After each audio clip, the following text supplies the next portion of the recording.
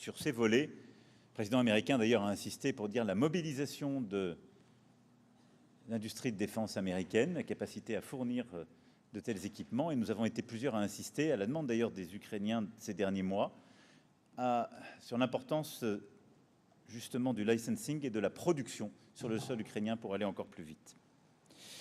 Nous sommes aussi convenus unanimement d'apporter un soutien supplémentaire à l'Ukraine pour permettre au pays de faire face à l'hiver prochain, avec une initiative du G7 de soutien aux infrastructures énergétiques, et donc évidemment la reconstruction de beaucoup de choses qui ont été détruites et ont plongé dans le froid et l'obscurité beaucoup de populations civiles. En même temps que nous sommes en train de finaliser aussi un financement par les pays du G7 plus nos partenaires principaux de la mise évidemment en pleine sûreté et sécurité des équipements de Tchernobyl. Enfin, nous nous sommes engagés à accroître les pressions, y compris par un renforcement de nos sanctions, et cette remobilisation du G7 pour accroître la pression sur la Russie est extrêmement importante. Ceci d'ailleurs, quelques semaines après l'arraisonnement d'un bateau de la Shadow Fleet par les autorités françaises et quelques jours après la même opération avec notre coopération des autorités britanniques. Donc nous continuons, nous nous coordonnons dans un environnement en matière de prix du pétrole et du gaz qui a changé ces derniers jours. Ça, c'est pour l'Ukraine. C'est la première fois que nous avons une telle convergence en G7 et c'est la première fois que nous portons des conclusions aussi claires parce que nous savons aussi au sein du G7 les désaccords ou les différences qu'il pouvait y avoir et donc c'est à mes yeux un vrai progrès. Et c'est aussi une condition de notre efficacité collective au succès de la guerre de résistance ukrainienne. Nous avons ensuite abordé la situation au Moyen-Orient avec, comme je le disais, le Qatar, l'Égypte, les Émirats arabes unis. Et là aussi, nous avons en G7 des conclusions très claires. Nous avons unanimement salué le très bon accord conclu entre les États-Unis d'Amérique et l'Iran et obtenu par le président Trump. C'est un accord que nous soutenons. Parce que c'est un accord qui met fin à une situation de très grande instabilité dont les conséquences pour nos économies étaient terribles. Chacun le voit dans sa vie de tous les jours. On le voit sur nos entreprises, nos compatriotes le voient, et donc c'était une bonne chose d'y mettre un terme. Nous avons réaffirmé que le droit de passage en transit sans entrave, sans redevance, à travers le détroit d'Ormuz, était la pierre angulaire justement du début de cet accord. Il commence dès maintenant. Nous avons convenu que l'initiative multinationale et indépendante en matière de défense, qui a été co-bâtie par la France et le Royaume-Uni, était disposée à jouer un rôle important pour faciliter la reprise du trafic maritime dans le détroit d'Ormuz, en protégeant les navires marchands. C'est évidemment une offre qui est faite, mais tout ça dépend des accords passés entre l'Iran, les États-Unis d'Amérique, avec l'accord aussi d'Oman, qui est de l'autre côté de ce détroit. En tout cas, c'est une disponibilité que nous avons confirmée.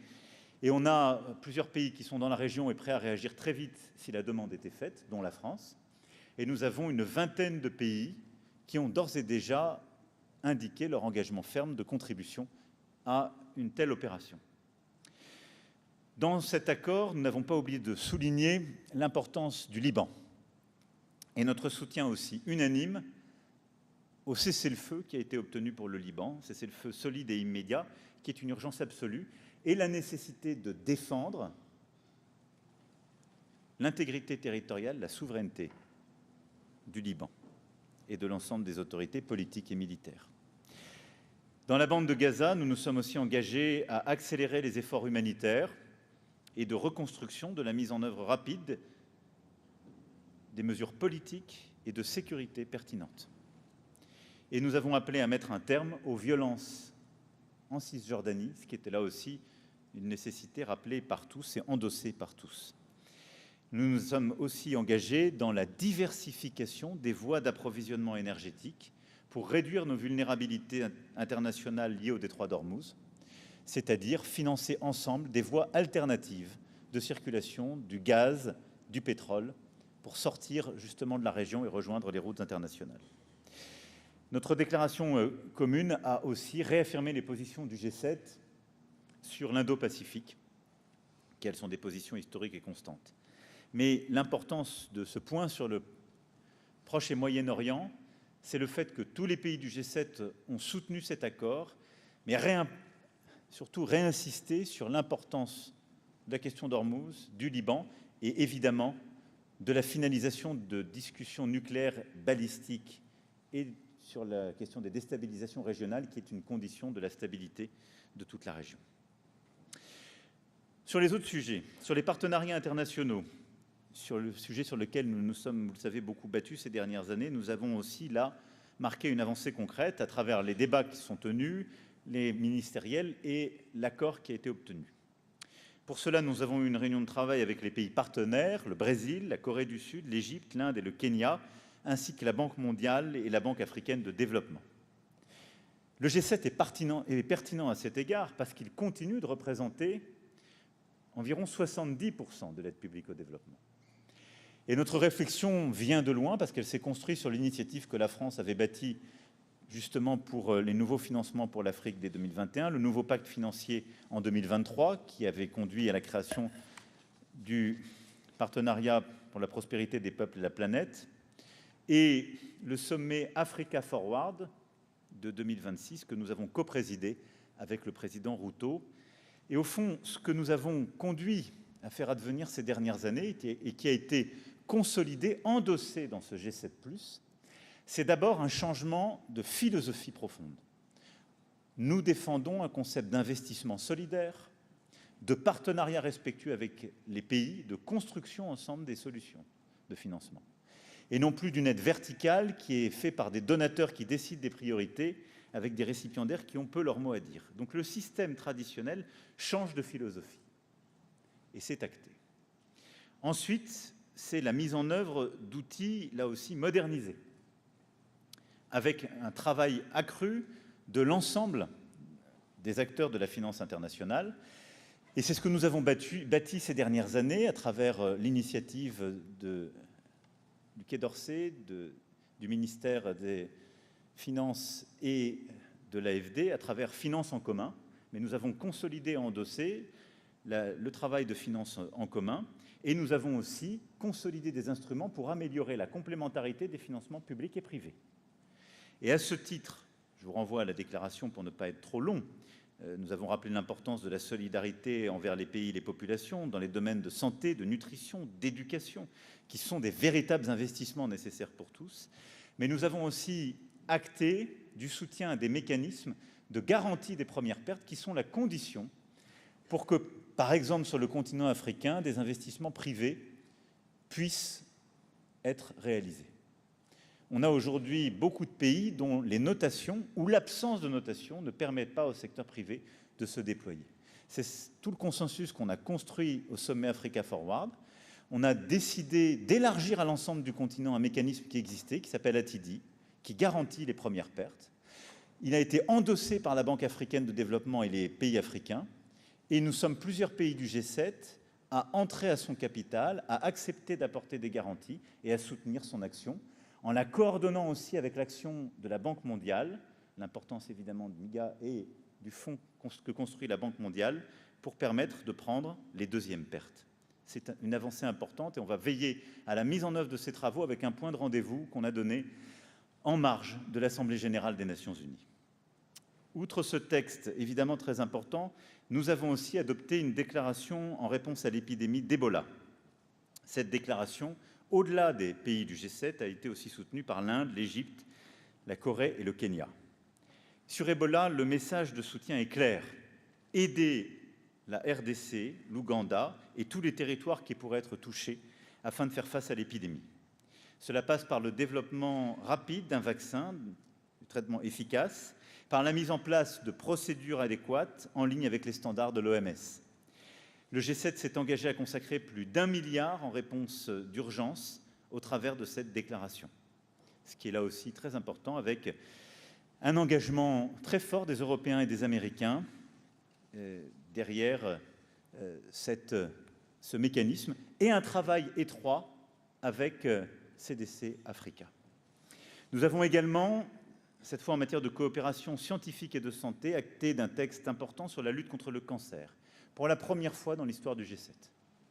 Et là aussi, c'est un moment de reconvergence très important sur les questions de santé qui avaient parfois pu donner lieu à des désaccords ou des divisions. Cette priorité reflète une réalité universelle. Le cancer tue près de 10 millions de personnes chaque année. D'ici 2050, le nombre de nouveaux cas devrait bondir de 80% à l'échelle mondiale du fait du vieillissement démographique, des risques environnementaux et comportementaux. Et donc cette déclaration ambitieuse place au cœur de la lutte contre le cancer des mécanismes de coopération à travers 3 grandes priorités: cancer pédiatrique, où là nous promouvons le partage de données, cancer de mauvais pronostic, poumon, foie, pancréas, et accès universel à des soins de qualité dans les pays riches comme dans les pays en développement.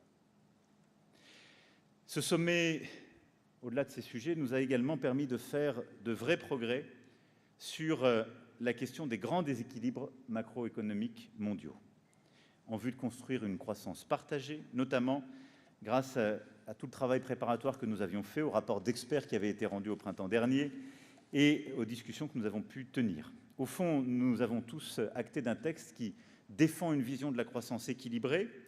Nous connaissons les grands déséquilibres mondiaux. La Chine doit traiter le problème des surcapacités, des sursubventions et du manque de consommation domestique. Les Européens doivent investir davantage et moderniser et simplifier leurs économies. Et les États-Unis doivent traiter la question des déficits jumeaux. Le consensus s'est établi autour de ces éléments. En amont de ce G7, nous avons réussi, là aussi de manière inédite, à réunir de manière virtuelle un sommet des convergences, et nous avons tenu en effet une visioconférence le 11 juin avec les membres du G7+, et la Chine, ce qui est une première depuis plus de 20 ans, qui a permis de mettre, si je puis dire, sur la table ce constat pour engager à une meilleure coordination. Mais au sein du G7 et du G7+, nous avons vraiment commencé à construire des éléments de coordination très clairs, c'est-à-dire bâtir l'unité et acter que les divisions, tout ce qui fracture nos économies, ne permet pas de régler de manière efficace ces déséquilibres.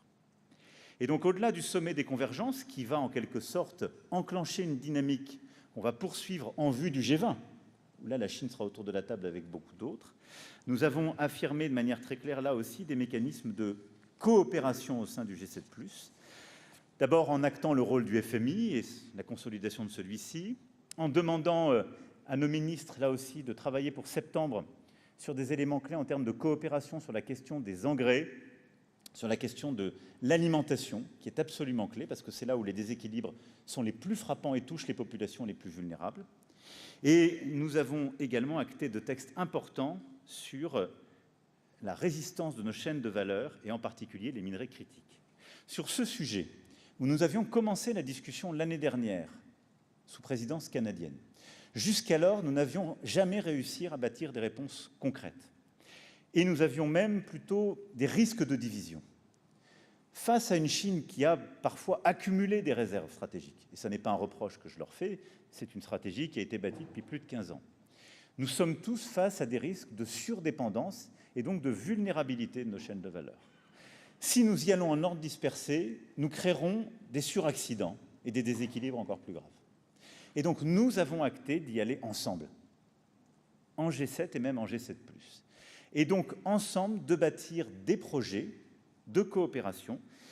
Et c'est des projets très concrets qui ont été adoptés d'ailleurs en annexe de la déclaration que j'évoquais, c'est-à-dire réduire ensemble nos sources de dépendance, diversifier ensemble nos sources d'approvisionnement, 195 projets concrets, 64 milliards d'euros d'investissements conjoints ont été bâtis à travers ce texte. Et c'est comme ça une dynamique qu'on va continuer. C'est à mes yeux un point clé pour améliorer la résistance de nos chaînes de valeur, réduire leur dépendance, mais le faire de manière coopérative. Enfin, nous avons tenu une discussion à l'instant sur le numérique et l'intelligence artificielle avec l'ensemble des dirigeants du G7+, et une douzaine de dirigeants de tous les pays d'ailleurs du G7 du numérique et de l'intelligence artificielle. Et qu'est-ce qui ressort de cette discussion? D'abord, la nécessité de protéger l'enfance en ligne. On voit le consensus qui monte, et du Canada aux Britanniques, en passant évidemment par l'Union européenne, le Brésil, l'Australie n'était pas là, mais je veux saluer son rôle aux avant-postes. Nous sommes plusieurs à avoir déjà pris des initiatives concrètes et de finaliser des lois. Nous avons adopté une déclaration pour nous accorder sur la nécessité d'agir et l'importance d'appeler les plateformes à la responsabilité. Et donc cette dynamique va se poursuivre, et le Premier ministre Modi a confirmé d'ailleurs ce qu'il avait commencé à annoncer lors du sommet de février dernier à Delhi.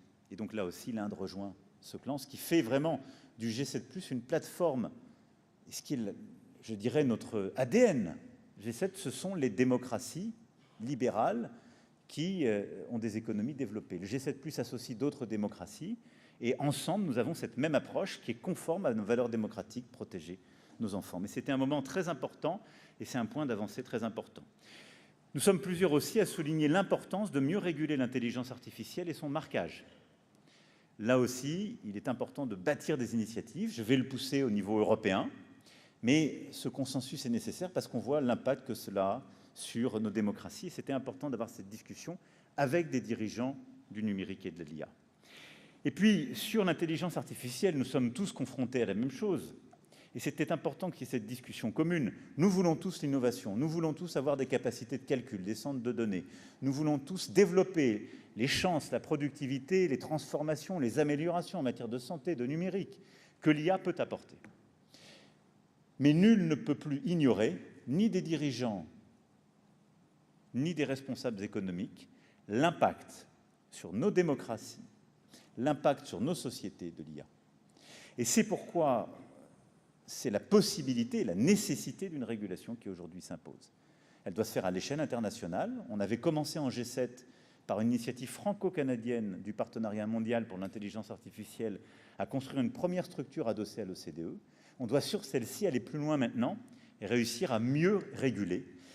Le défi qui est devant nous, et on a eu beaucoup de discussions avec les dirigeants de l'IA et de la technologie, comme avec l'administration américaine, le défi, ce sont ces fameux modèles frontières. On doit réussir à mieux les réguler pour éviter qu'ils ne tombent dans la main de régimes autoritaires ou de gens qui pourraient menacer notre cybersécurité ou nos sociétés. Mais pour ce faire, la réponse ne peut pas être de la non-coopération entre démocraties. Et donc on est en train de bâtir, au fond, et c'est ça ce qu'on va construire dans les prochains mois, eh bien, en quelque sorte, une plateforme de discussion et de coopération entre quelques démocraties face au risque de l'intelligence artificielle, une plateforme de coopération pour définir ensemble des standards communs, une plateforme de coopération pour partager aussi, en matière de cybersécurité, plus largement de sécurité, les impacts et donc la bonne réponse. C'est exactement cela que nous avons acté et ce sur quoi nous allons continuer le travail avec les uns et les autres. Et là aussi, un point de rendez-vous est donné en septembre pour que ce travail puisse être finalisé par l'ensemble de nos ministres et on se reverra avec quelques dirigeants. En tout cas, il y a un large consensus pour dire que là aussi, la coopération internationale est nécessaire et refaire le point dans quelques mois.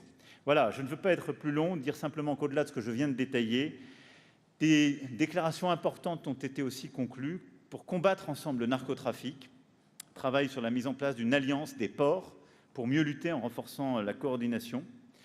Vous voyez la synergie avec tout ce que fait le gouvernement aujourd'hui en France, et pour lutter aussi contre le trafic de migrants avec un texte qui, là aussi, est dans la continuité des présidences italiennes puis canadiennes et permet d'améliorer nos mécanismes et en coordination et si je puis dire, en synergie avec la déclaration sur les nouveaux partenariats que je viens d'évoquer. Ce sommet n'est pas pour autant la fin de notre présidence. Elle se termine à la fin de l'année et donc nous allons continuer les travaux dans les différents formats ministériels requis pour aussi finaliser certains points, comme celui que je viens d'évoquer sur l'IA numérique. Mais il y a eu beaucoup d'avancées historiques dans le G7 sur les sujets que je viens d'évoquer et beaucoup d'avancées très concrètes que nous avons préparées ces derniers mois, parfois ces derniers jours, que je voulais ici clarifier et dont je voulais vous rendre compte. Je vais maintenant répondre à vos questions. Je vous remercie.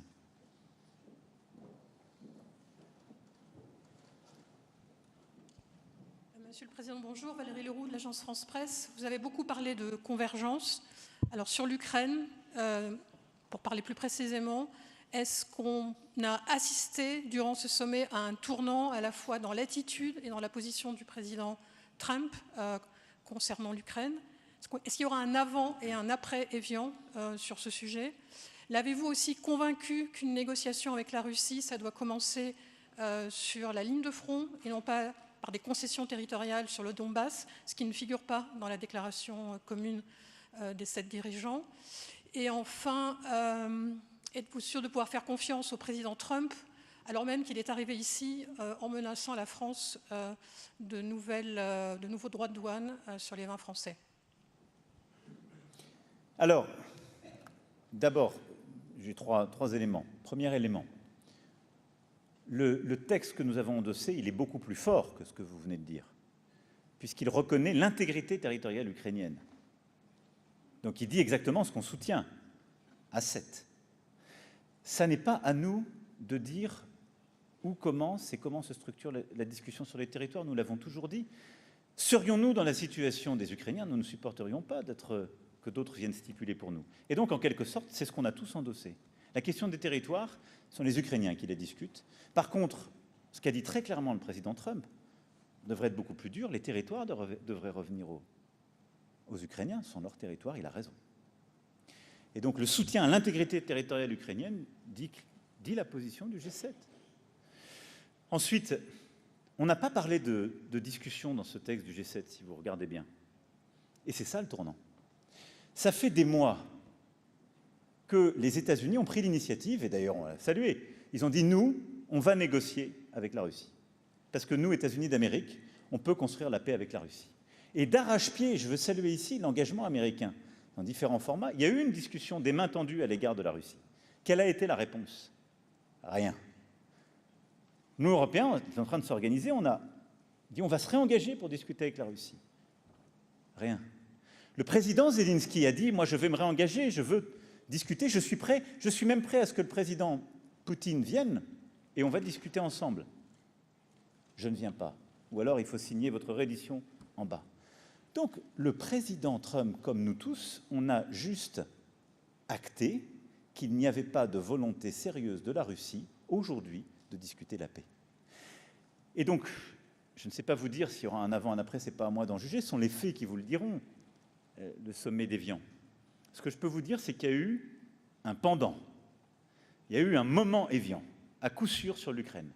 Et ce moment, c'est que tout le monde a écouté l'état de la situation par le président Zelensky avec beaucoup de respect, que tout le monde a constaté que l'Ukraine résistait beaucoup mieux que certains ne pouvaient le penser, et que la Russie était dans une situation difficile, et que tous nous avons dit, on va accroître notre soutien à l'Ukraine, que tous nous avons dit, nous allons accroître la pression sur la Russie, et que tous nous avons dit, nous devons tenir ce chemin. Ça, c'est un vrai changement. C'est un vrai changement par rapport à tous les derniers mois. Pas de la part des Européens, mais de la part des membres du G7 et de toutes celles et ceux qui sont appelés à soutenir justement l'Ukraine. Donc oui, je pense très profondément que ce sommet d'Évian est un changement très profond de l'approche, une volonté des États-Unis d'Amérique de travailler avec les Européens en soutien de l'Ukraine, une volonté commune d'avancer sur ce dossier. Et ce qui a été acté en termes de soutien militaire sur les systèmes de défense, sur les capacités de longue portée et sur le licensing, c'est absolument clé. Sur votre question sur la confiance, j'ai toujours eu confiance pour ma part dans le président Trump, parce que je lui ai toujours dit les choses. Quand nous avons des désaccords, nous les assumons. Mais quand il s'est engagé vis-à-vis de nous, il a toujours fait ce à quoi il s'engageait. Et là, aujourd'hui, les États-Unis d'Amérique se sont engagés sur ce sujet. Et ça, c'est important. Il y a eu des articles qui ont pu dire que des droits de douane pouvaient réapparaître ou des propos un peu en l'emporte-pièce. Moi, je sais une chose, on a eu une discussion bilatérale au début de ce sommet. Cette discussion a été extrêmement claire et respectueuse entre nous. Et cette discussion nous a permis d'acter qu'il y avait un travail conjoint à mener sur l'ensemble des relations tarifaires pour continuer d'améliorer la copie. Et donc, qu'est-ce que ça veut dire? Les Européens viennent de finaliser leur accord sur le texte qui avait été négocié il y a 1 an, élément de stabilité. S'il y a des points qui continuent à poser problème de part et d'autre, travail conjoint. Mais en aucun cas, entre partenaires, on ne doit s'imposer des tarifs ou s'imposer de l'instabilité. Et donc, je crois pouvoir vous dire que oui, ce G7 a permis une chose de manière très simple et très claire, c'est de discuter très précisément sur les points qui pouvaient être des points d'incompréhension et de développer ensemble des mécanismes de coopération. Donc c'était positif.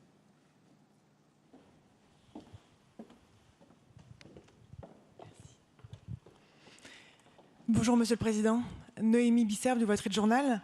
La France et les autres pays du G7 ont-ils demandé au président Trump de permettre l'accès aux derniers modèles dits anthropiques?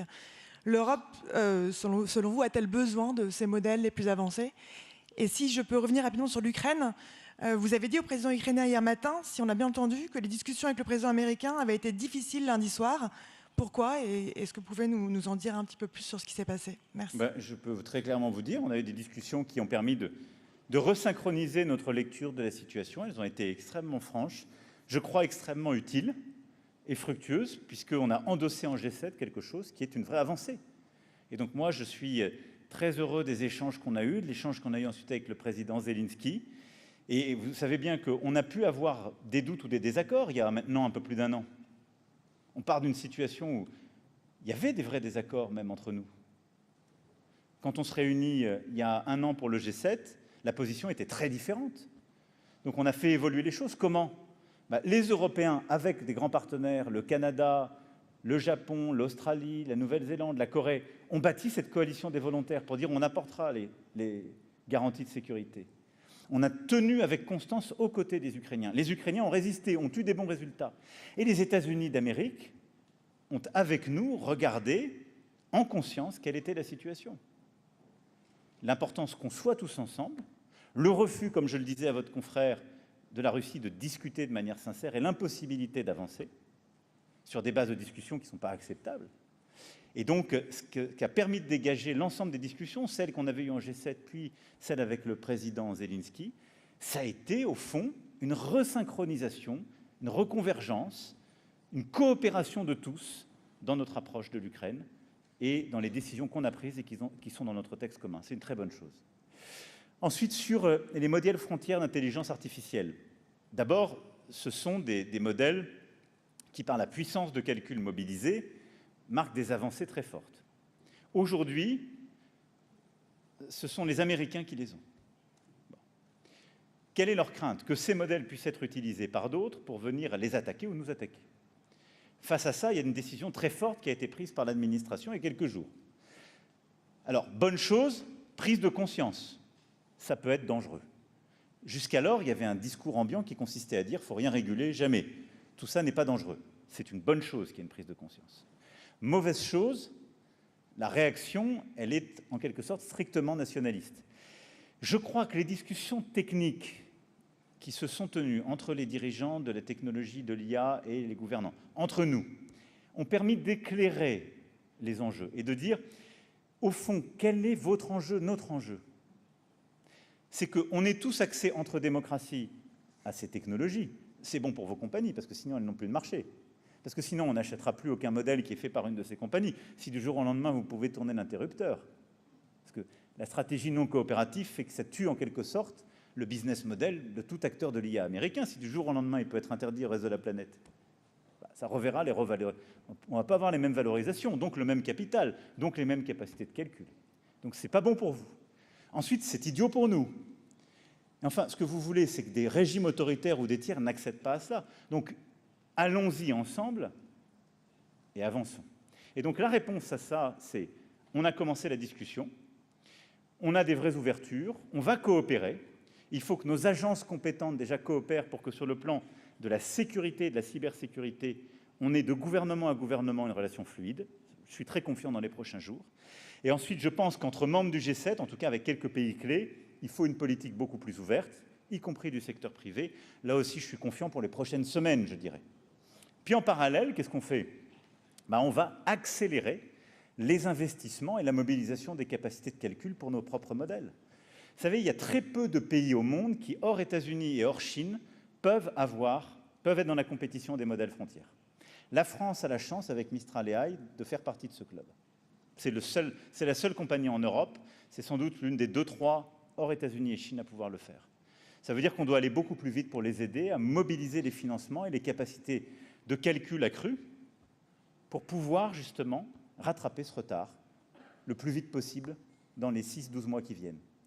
La clé, elle est là. Mais je crois que l'importance du débat qu'on a eu aujourd'hui, ces derniers jours, c'est au fond de dire tout ça ne peut se faire de manière intelligente que si on coopère entre les quelques démocraties clés. Sinon, on fracture le monde et sinon, on n'a pas une réponse efficace. Bonjour Monsieur le Président, Bastien Auger pour TF1 LCI. Sur l'Iran, vous avez une nouvelle fois parlé d'un très bon accord, alors qu'on entend aussi beaucoup d'inquiétudes sur sa solidité. Alors concrètement, est-ce que vous pouvez nous dire qu'est-ce qui vous fait dire que cet accord est un bon accord? Est-ce que vous estimez qu'il y a assez de garanties de la part des Iraniens? Et est-ce que vous pensez qu'il peut déboucher sur un accord de long terme aussi satisfaisant que celui de 2015? Et juste pour compléter, le président Trump tout à l'heure a menacé de bombarder à nouveau l'Iran. Est-ce que c'est à prendre au sérieux selon vous? Et est-ce que ça traduit aussi une forme de fragilité de la situation? Je pense que parfois, il y a des mots qui sont pris ou des formules, moi, dont je comprends le sens, parce que je connais le caractère, qui est au fond de restaurer sa crédibilité en disant qu'il y a des capacités de dissuasion.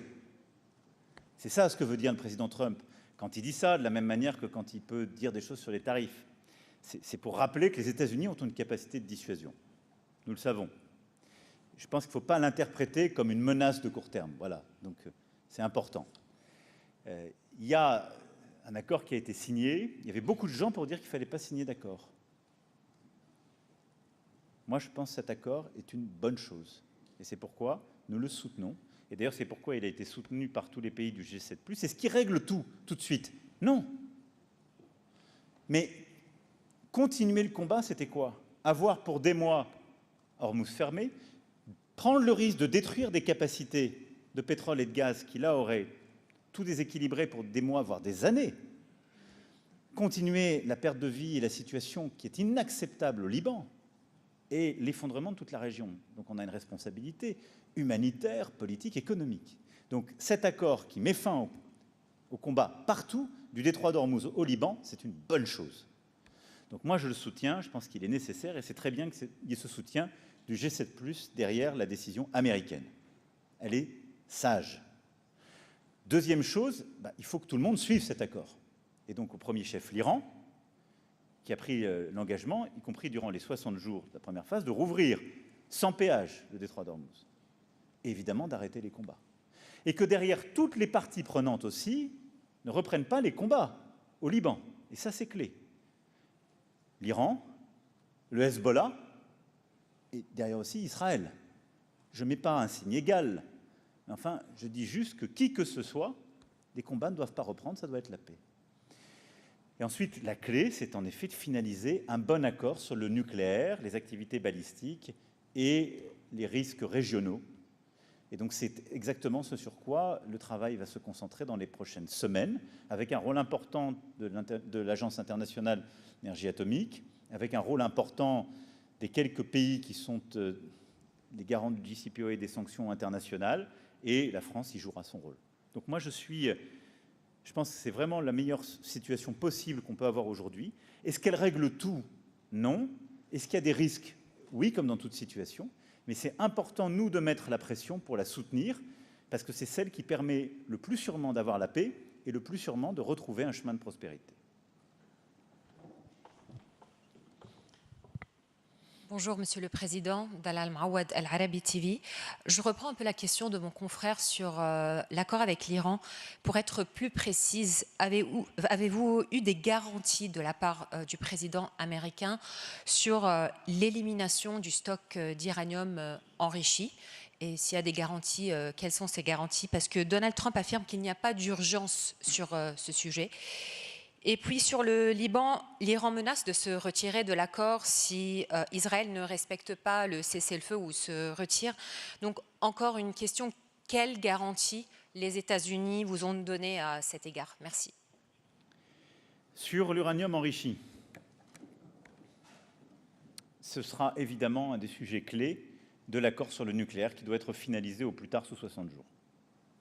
Nous connaissons les modalités, soit de la dilution sur place, soit du transfert sous l'autorité de l'AIEA. Il y a plusieurs modalités techniques, mais la question, évidemment, fera partie des questions qui doivent être résolues pour qu'il y ait un accord sur le nucléaire. Simplement, elle se fera à l'issue de ces 60 jours et du processus qui s'ouvre. ce que je pense voulait dire le président Trump, c'est que aujourd'hui, c'est la question du cessez-le-feu, de la réouverture d'Ormuz et de la paix au Liban. Mais donc les 2 mois qui viennent sont des mois durant lesquels on va régler cette question. Elle ne peut pas être laissée ouverte, évidemment, de même que la surveillance sur les activités d'enrichissement potentiel à venir, de surveillance de tous les sites et de remise en ordre d'un travail exhaustif de l'AIEA. Sur le Liban, nous connaissons la situation.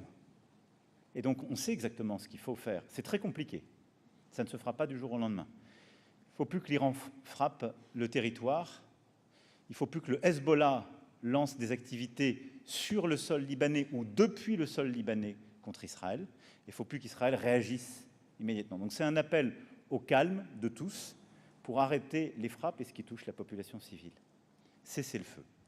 Ensuite, la clé, c'est le soutien au président Aoun, au Premier ministre Salam, alors à son gouvernement et aux forces armées libanaises.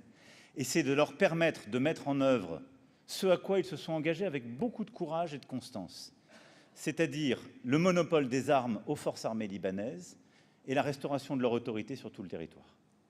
Et donc il faut absolument que cessent ces bombardements pour que progressivement, sur déjà tout le territoire, au nord Litanie, les forces armées libanaises aient repris la totalité du contrôle, tiennent les choses et que le calme revienne, puis progressivement qu'on ait un mécanisme à travers des zones progressives, comme on l'avait fait il y a 2 ans sans doute, nous puissions avoir des forces armées libanaises qui reprennent progressivement le contrôle de leur propre territoire et que la communauté internationale fasse respecter la souveraineté du Liban.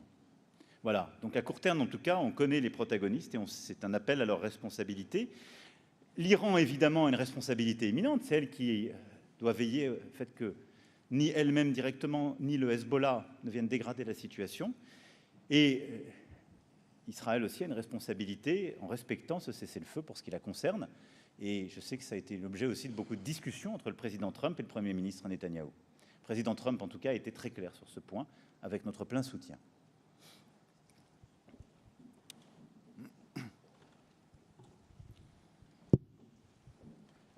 Bonjour Monsieur le Président, Julien Lécuyer du journal La Voix du Nord. Certains Français s'interrogent sur la manière dont vous déroulez le tapis rouge à Donald Trump.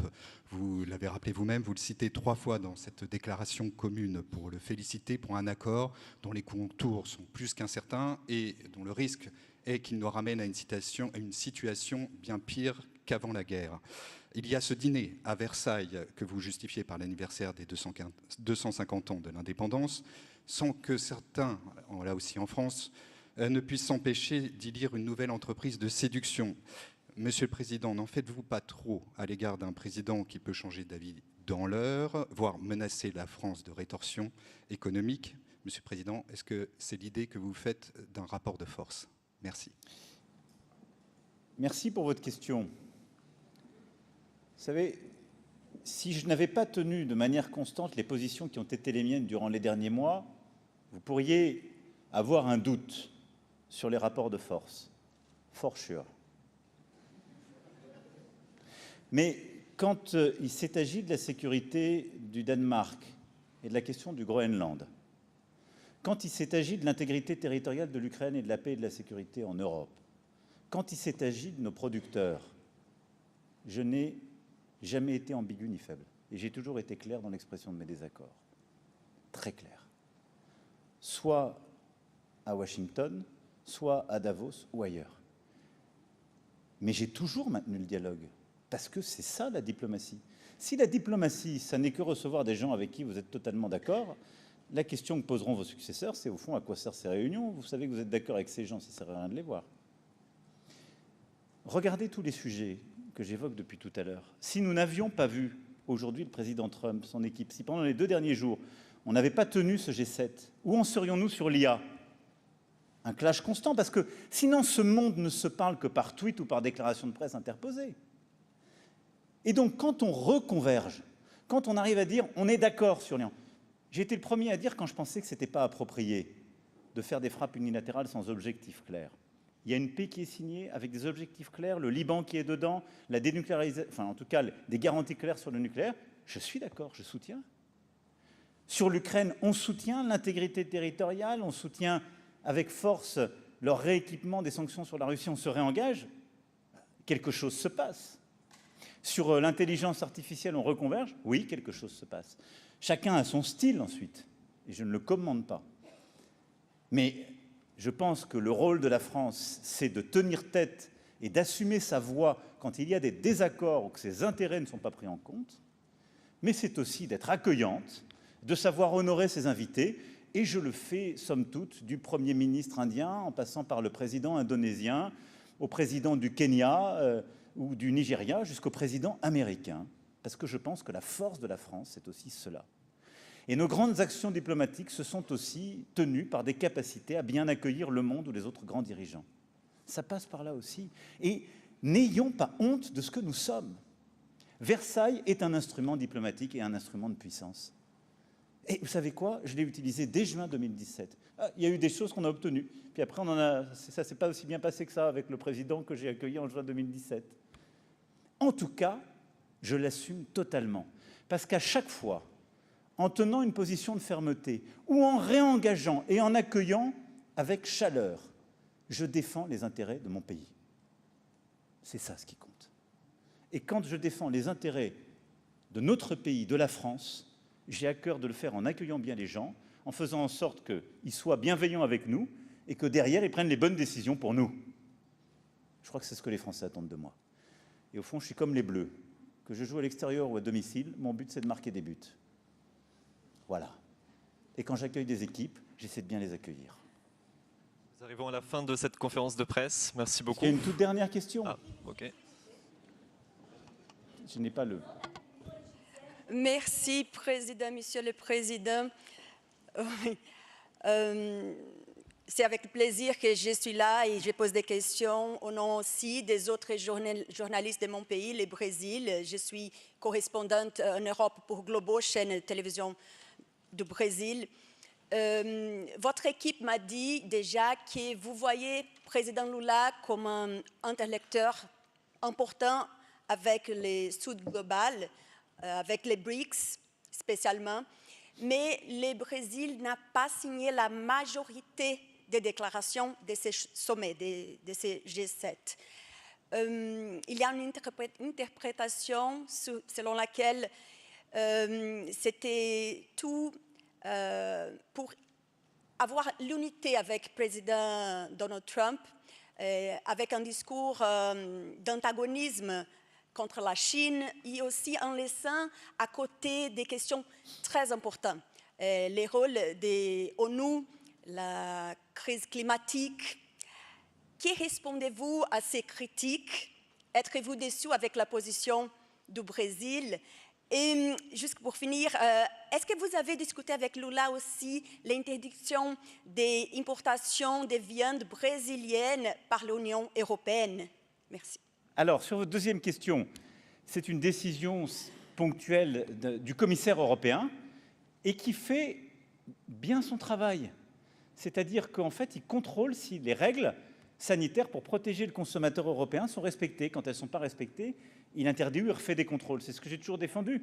Parce que vous êtes dans une région aussi qui a un gros potentiel agricole. Comment vous voulez, moi, que je dise à mes producteurs, tu n'as pas le droit d'utiliser tel ou tel antibiotique pour produire de la viande ou du lait, puis on va importer de la viande ou du lait qui vient du bout du monde qui l'utilise. On va me dire, vous êtes fous. Et le président Lula, c'est un grand leader social et environnemental. Nous aussi. Et nous, on le fait. Donc, le commissaire européen a raison et on contrôle. Après, sur votre deuxième question, j'ai envie de dire, c'est plutôt au président Lula qu'il faut la poser. C'est à lui de dire s'il s'engage. Moi, je vais vous dire de manière très pragmatique ce qu'on a fait. Soit on dit, on veut aller sur tous les sujets où on sait qu'on n'est pas d'accord avec les États-Unis d'Amérique. Sur le climat, on sait qu'on n'est pas d'accord. Sur le rôle de l'ONU ou du Board of Peace, on sait qu'on n'est pas d'accord. C'est aussi un des sujets sur lesquels j'ai tenu tête. Bon. On a essayé de les ouvrir. Quand ça ne marche pas, on ne va pas faire du 6+1, sinon ça ne sert à rien de faire un G7. Et là, on fait même un G7+. Par contre, moi, je pense que ça a beaucoup de valeur d'avoir les États-Unis d'Amérique qui signent avec nous un texte sur les minerais critiques et les chaînes de valeur. Énorme valeur. Et c'est l'intérêt du Brésil de le signer avec les États-Unis d'Amérique. Il ne faut pas faire de mauvaise politique en la matière, parce que là, on est beaucoup plus fort. Et je vous dis une chose, ce G7 n'a jamais été à aucun moment anti-chinois. parce que ça n'est pas la position de la France. Ça, c'est inacceptable de dire ça. Nous sommes conscients des différences que nous avons avec la Chine, en particulier nos rapports aux valeurs démocratiques, des désaccords qu'on peut avoir là aussi, mais il y a toujours une politique de respect. On veut simplement réduire nos dépendances. Mais il n'y a pas de conflit, ce n'est pas un G7 anti-chinois du tout. Ça n'a pas été du tout l'esprit d'ailleurs. Mais on avance, et donc moi je trouve que signer un texte avec les États-Unis d'Amérique sur les minerais critiques, sur le cancer, sur Ebola, sur les partenariats internationaux, sur le commerce, sur l'IA, ça a beaucoup de valeur. Et mieux que ça, on avait des doutes en commençant. Est-ce qu'on sera d'accord sur le Proche et Moyen-Orient? Est-ce qu'on sera d'accord sur l'Ukraine? C'est pour ça qu'il n'y avait pas de rédaction antérieure. Tout le travail qui a été fait avant-hier soir et hier, ça a été de recréer les convergences. D'où cette atmosphère positive. Et ces convergences, on les a mis dans le dur. Et on a signé avec les États-Unis un texte de paix au Proche et Moyen-Orient, d'exigence de paix pour le Liban, pour empêcher le nucléaire iranien, et un texte de soutien à l'Ukraine inédit. Ça a énormément de valeur. Donc je défends cette méthode parce qu'elle produit des résultats, elle est bonne. Voilà, mesdames et messieurs, je remercie une fois encore toutes les équipes qui ont permis cela. Et ces avancées, pour moi, très importantes. C'était un grand honneur d'être là, au nom de la France, pour ce deuxième G7 que nous avions organisé ces dernières années. Et je veux aussi avoir un mot pour nos amis et voisins suisses qui nous ont aidés à organiser ce G7 et qui ont eu aussi beaucoup de logistique à assurer et des éléments divers et variés à tenir. Et donc, je voudrais vraiment leur dire un très grand merci pour cette coopération. Voilà, mesdames et messieurs, un grand merci. Bon courage.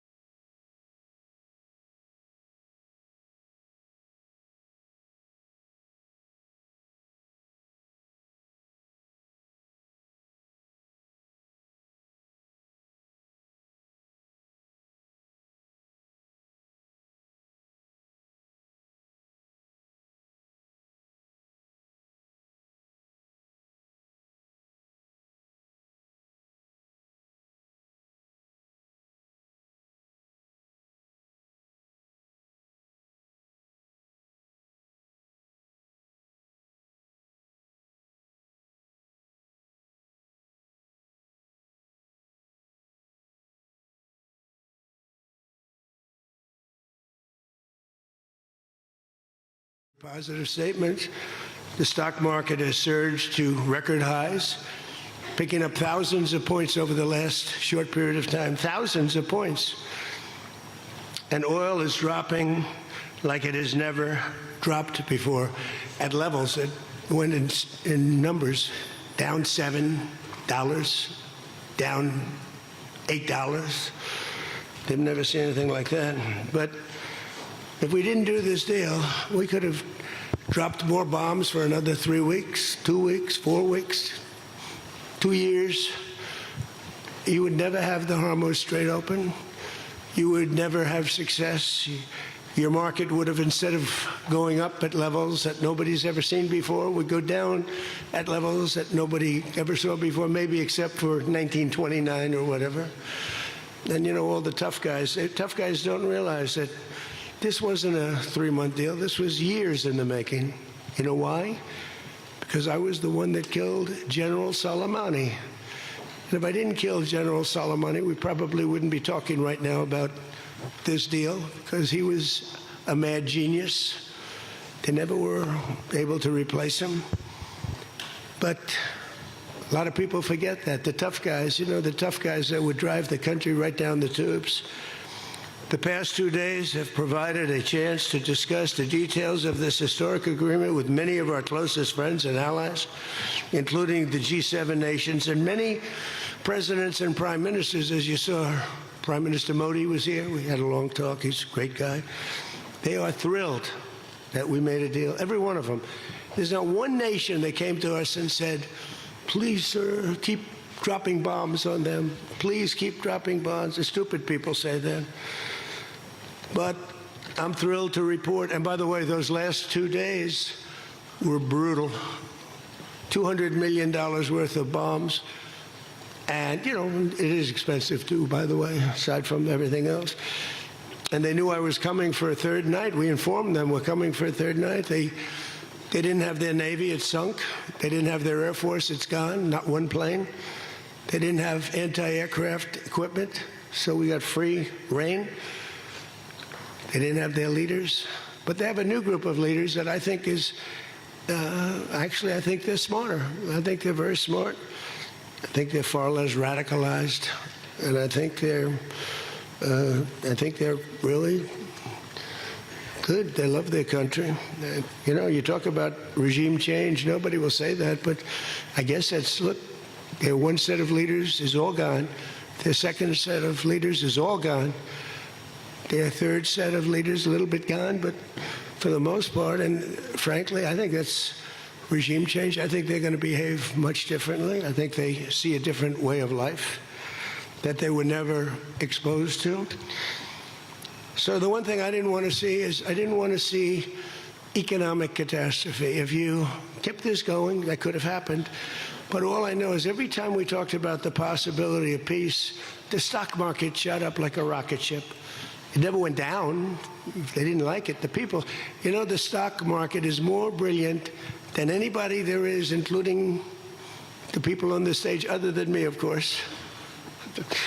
Let's see. I don't know. What do you think, Scott? Is the stock market more brilliant than you? No, sir. Oh, that's a terrible statement. All right. The stock market is quite brilliant. And every time we said something amazing, like we're going to settle, it would go up.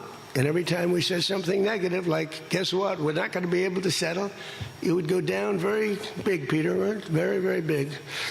Tells you something. And you know, I've studied presidents, some good, some bad, some great. Not too many are great. And some really bad. We had one just recently. And the one president I did not want to be was the late, great Herbert Hoover.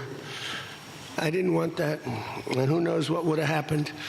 But bad things happen. So the past 2 days have provided a chance to discuss the details of the deal with the closest friends and allies, heads of countries. They were all here, a lot of them. Far more than the 7, as you know, a lot of them. And they put out a statement. I think President Macron, who did a great job, by the way, did a really fan, him and Bridget, they did a great job, but they all put out statements saying they love this deal because they want to see it over.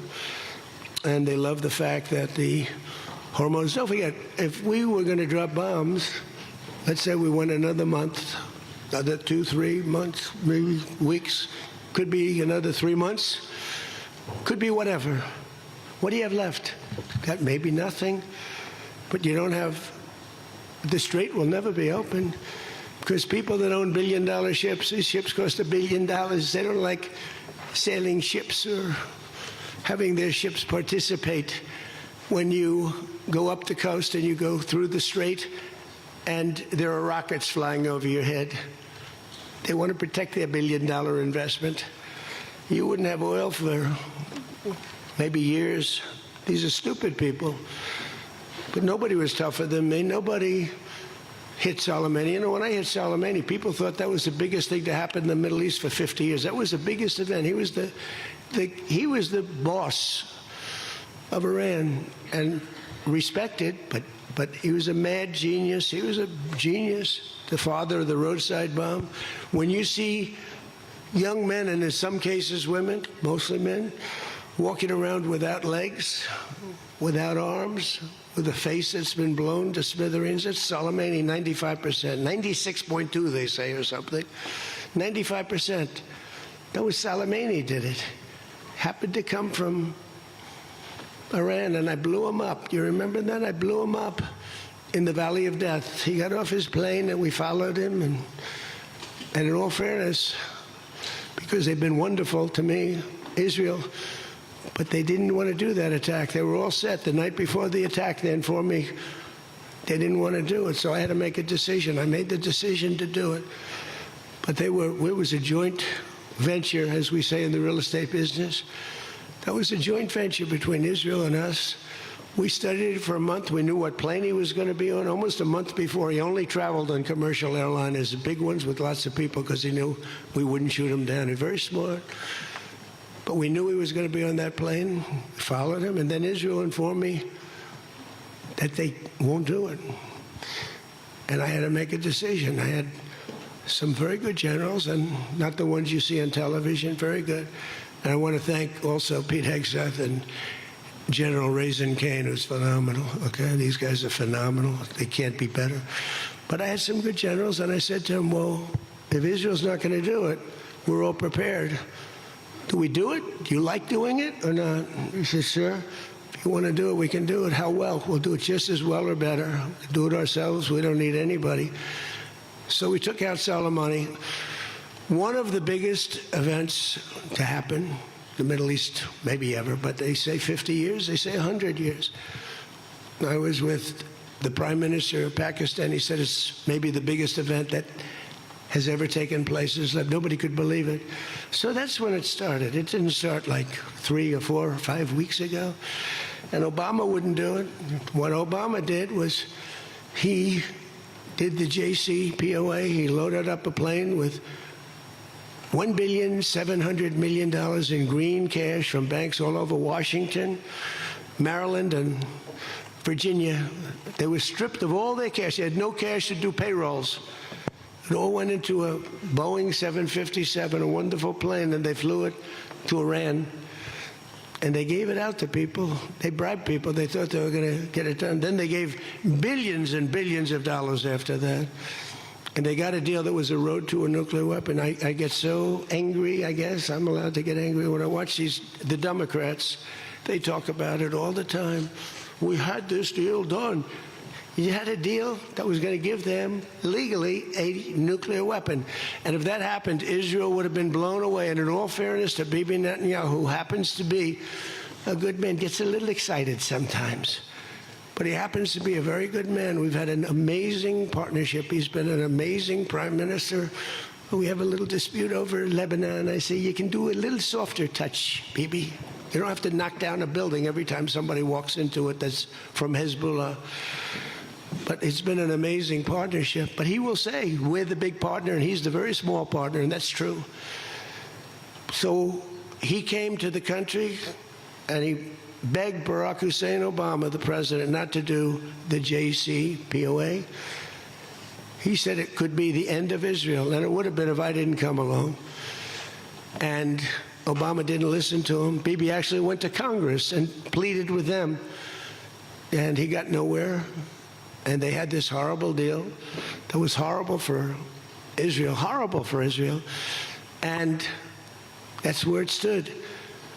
And then I came along and I terminated that deal. It had very little time left. You know, it was a short-term deal. You know, with countries, you need hundreds of years. You don't need 8 years and 9 years. This isn't like you're signing a lease on a candy store at the corner.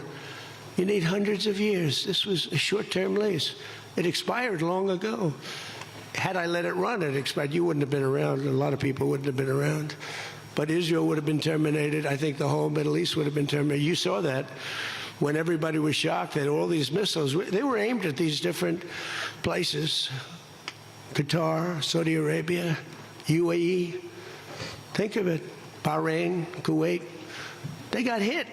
Nobody thought that was, even I didn't think it was going to happen. They didn't think it was going to happen. They were going to take out the entire Middle East, including Israel. And if they had a nuclear weapon, they would have used it within moments after getting it. So I made it very tough for them when I terminated the Barack Hussein Obama catastrophe. JCPOA, one of the worst deals. NAFTA might have been worse, but that was worse economically. This deal was really dangerous, what he did. He gave them everything, including a lot of money, which we don't give them, by the way, just in case you have any question. We'll be giving this out so you can read it and you can see. And it's a memorandum of understanding. If it doesn't get done in 60 days, that's all right. We go back to bombing. You know, I don't want to do that because it's so good.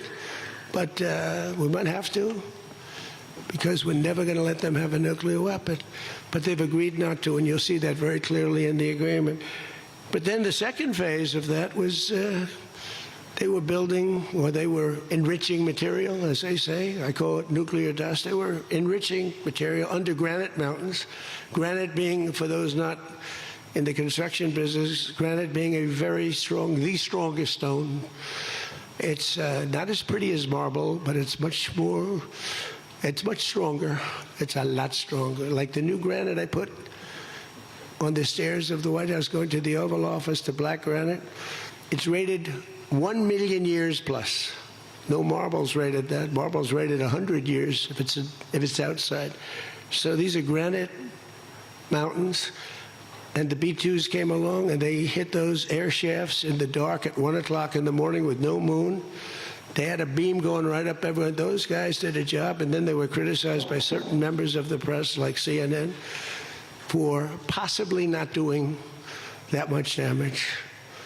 And it turned out that the damage was far greater. Those mountains collapsed right on top of everything. Nobody's going to get that for a long time. Unless we want to get it, we'll get it. But we're the only ones that can. And they say China has the equipment to get it, and we have the equipment to get it.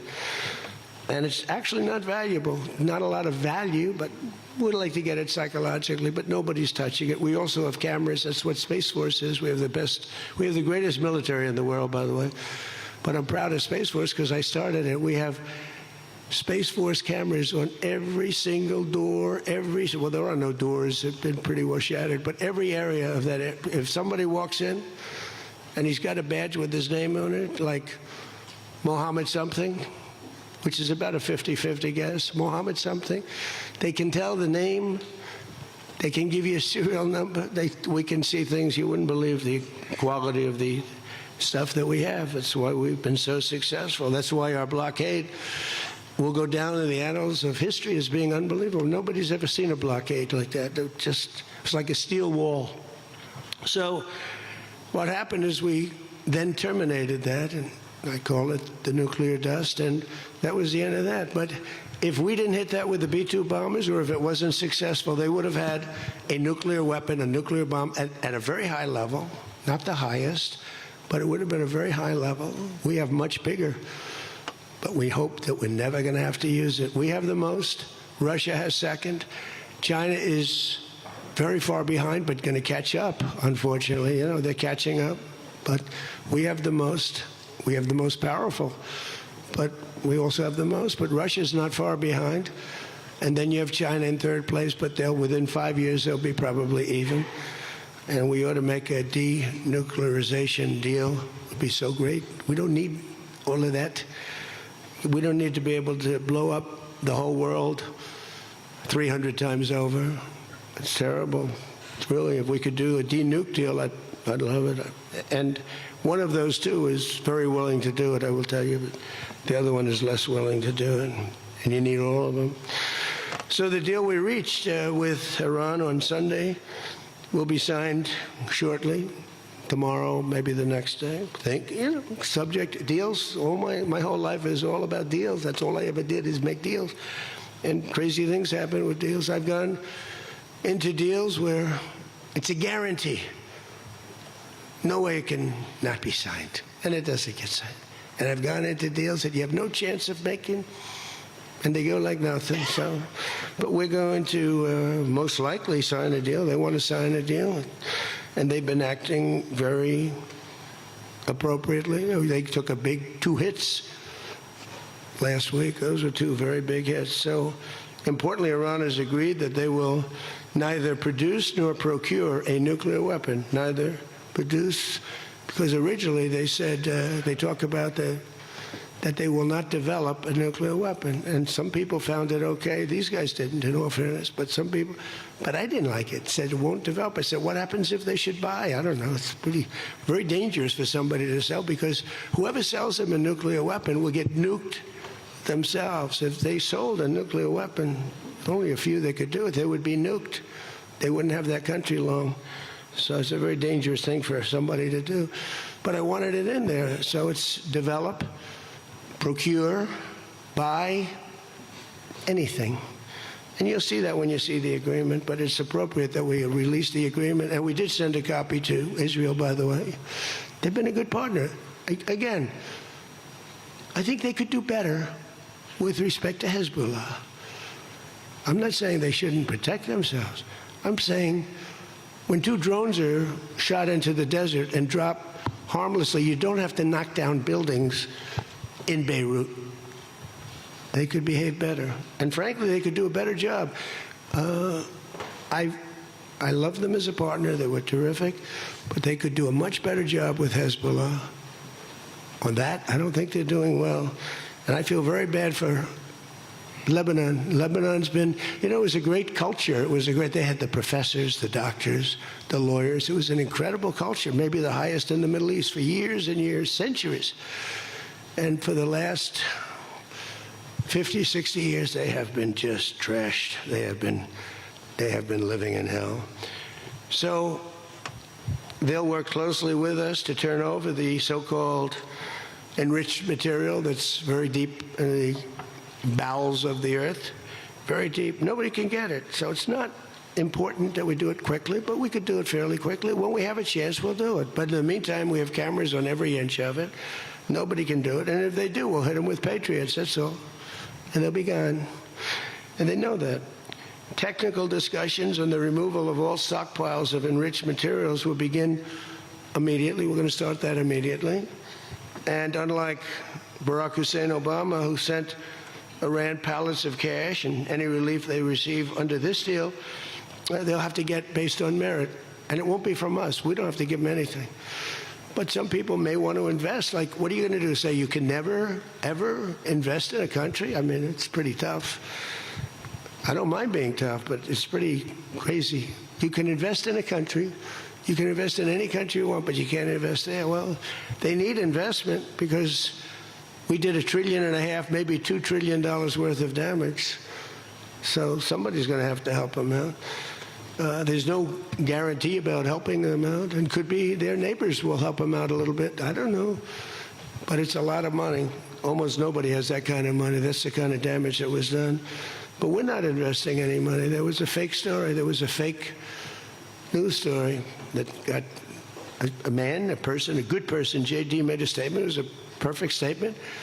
And they reported it in a very strange way. But that's why it's fake news, I guess. So we don't give them money. We don't give them any of that. And what happens is with time, if they behave, if they be a citizen of the world, a reasonable citizen of the world. And I think this group, again, I didn't do this for regime change, but I think this group is regime change. I mean, hey, the first group is dead. one little morning, having breakfast, the whole group, they thought they'd never be caught because we never bombed during breakfast, but we bombed. And they all, 88 people. And I'm not proud of that at all. But the second group came in and they were very unreasonable too. And they were all gone. They were all gone. And then the third group, we've been dealing with them. Couple left this planet, but we've been dealing with them. And again, they've been fine. I mean, I've had a lot easier. I've had some easier ones. They're tough, they're smart. Maritime traffic through the Strait of Hormuz has already increased very substantially, and the normal flow of energy will resume in the coming days, and trillions of dollars will be made by the world, and the stock market will, I believe, continue to rise. The only difference is that a player that's very volatile, very tough, very smart, frankly, you know, they have in one way a primitive culture, but it's also a genius primitive culture. They're very smart people, very good negotiators, but so are we. So rather than possibly going into a depression, rather than having your favorite president be Herbert Hoover, I was always the one I didn't want to be. I wouldn't have preferred Nixon. I wouldn't have preferred, there are plenty I wouldn't prefer, but the one I always thought of, Herbert Hoover, and he caused it. He raised taxes too fast, and he raised interest rates too fast, all at the same time. And it caused the Great Depression. So I don't think I'll make mistakes like that. I lower taxes, I don't raise taxes. In fact, we just gave you the largest tax decrease, largest tax cut in the history of our country.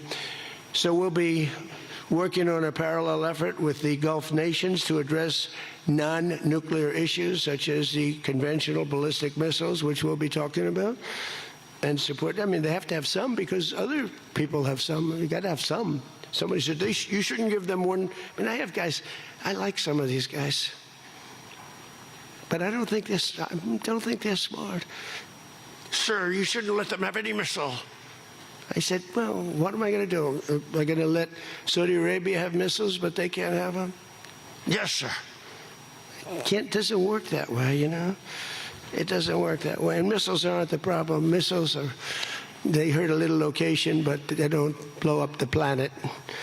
So the Gulf nations will address the non-nuclear issues. As we'll be talking about the ballistic missiles, and we'll talk also about the terrorist proxies that they have, that we don't want that to happen. But I want to thank our partners in both Pakistan and Qatar. These people work so hard. And they knew them a little bit.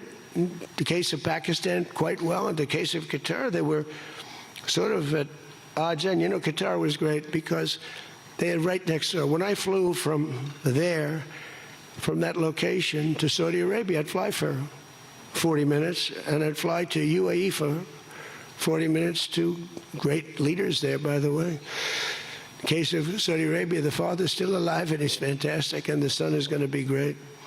He's going to be great. The Crown Prince and Mohammed at UAE is an incredible warrior. He was dropping bombs. Last week I said, who the hell's dropping all those bombs? It was UAE. He's a good fighter, Mohammed. But every administration for decades has sought to get Iran to relinquish its nuclear ambitions, but the threat only got bigger. The words got bigger and bigger and stronger and bigger, and nothing ever happened. And Iran got stronger and tougher. If we didn't blow them up the first time and then blow out those weapons, they would have been unstoppable. This should have done, what I'm doing and what I did, should have been done years ago. Would have been much easier, much less firepower. But it wasn't. And again, I want to thank all those countries, and I want to thank Israel and Bibi Netanyahu. So obviously the breakthrough would not have been possible without the unprecedented pressure the United States put on the regime over the past year and a half. But again, it started a long time ago. It started with the death of Soleimani. That was a big deal. No president in history has ever been tougher on Iran than I have, and they know that. And by the way, if they don't honor the agreement, or some things aren't even mentioned in the agreement, it's a memorandum of understanding, but we have an understanding of certain things without writing it. And if they don't honor that, we'll probably go back to bombing them until they honor it, you know? It's amazing what bombs can do. So I say it. The Obama deal was a road to a nuclear weapon, and let's call it the Trump deal, was a wall for a nuclear weapon that the nuclear weapon could not get through. Nobody's going to get through it. We built a wall. They weren't going to have it, and that's what we have right now. And it says very clearly, the most important clause to me, too, number one, the Strait opens, but that's much less important than the other clause, clause number whatever, 5, 8, is a very strong statement that they will never have a nuclear weapon. And it doesn't say they'll have one in 5 years or 10 years or 20 years. With Obama, they were able to enrich very quickly. This agreement now provides Iran with a historic opportunity. If they follow the path of cooperation, will have opened for them, their country will have a chance to survive. Now think of it, you know, they have 91 million people. People want me to bomb the bridges. Why don't I bomb? I already did, because, you know, they went back on one of their promises and I bombed their biggest bridge, the equivalent of that was the George Washington Bridge of Iran. But we bombed that bridge, you saw that. One quick strike by an F-22, the most beautiful fighter jet ever made, by the way. In fact, we're ordering some more of them. We're bringing it out because it's so effective. It's incredible. It's incredible. Well, look, we have the greatest military in the world. Those B-2 bombers are unbelievable. Who would have thought they could handle, each had 2 because the flight was so long, but they handle 3 of the biggest, heaviest bombs, hundreds of thousands of pounds, and they handle them like they're nothing. It's amazing. And also, they're undetectable. They flew into Iran, totally, think of it, totally undetected. Now, Iran's waiting for them. They're waiting for them. And they never saw them. 1 o'clock in the morning, they never saw them. They're stealth. And we just ordered 22 more.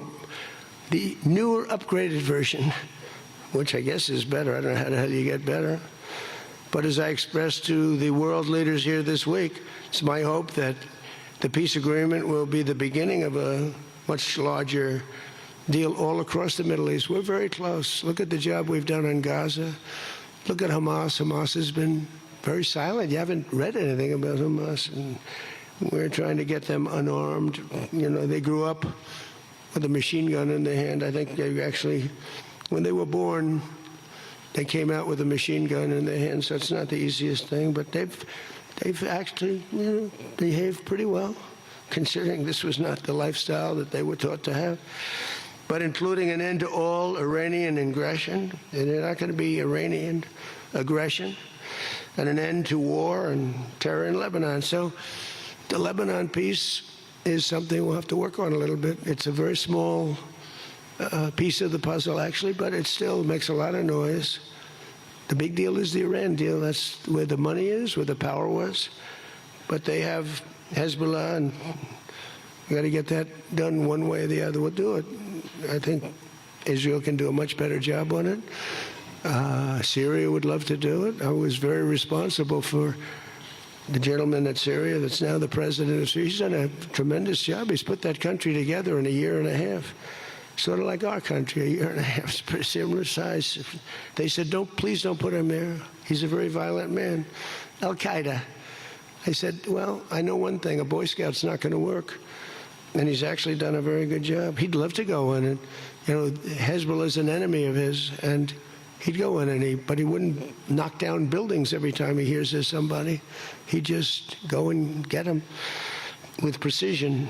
But I don't know that people want that. Maybe they don't. Maybe Lebanon doesn't. We have to be guided a little bit by Lebanon. And by the way, the president is going to be coming, Prime Minister, President, going to be coming over to see us very shortly, over the next week or 2. Good man. He's, you know, man is living. What a tough life he's got, because he's got tough groups of people. And it's amazing. Amazing there is a Lebanon with all they've been through. They have been treated worse than just about, I think, anybody. Disrespected incredibly. So the expansion of the Abraham Accords is the other thing that we hope we're going to get. And I think Saudi Arabia, if they lead the way, they'd be doing themselves a big favor because everybody that's in it, UAE went in right from the beginning. Again, he's a warrior. And they never got out. Nobody ever got out. You think maybe during the war. They were all afraid of, everybody was afraid of Iran. And that's why we ended up with the original members.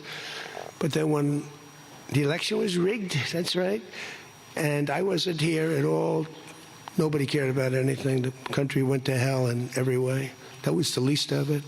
Middle East was the least of the country went to hell, allowing 25 million people into the country, unchecked and unvetted, many of them criminals, many of them murderers, 11,888 murderers allowed into our country. So this was the least of it.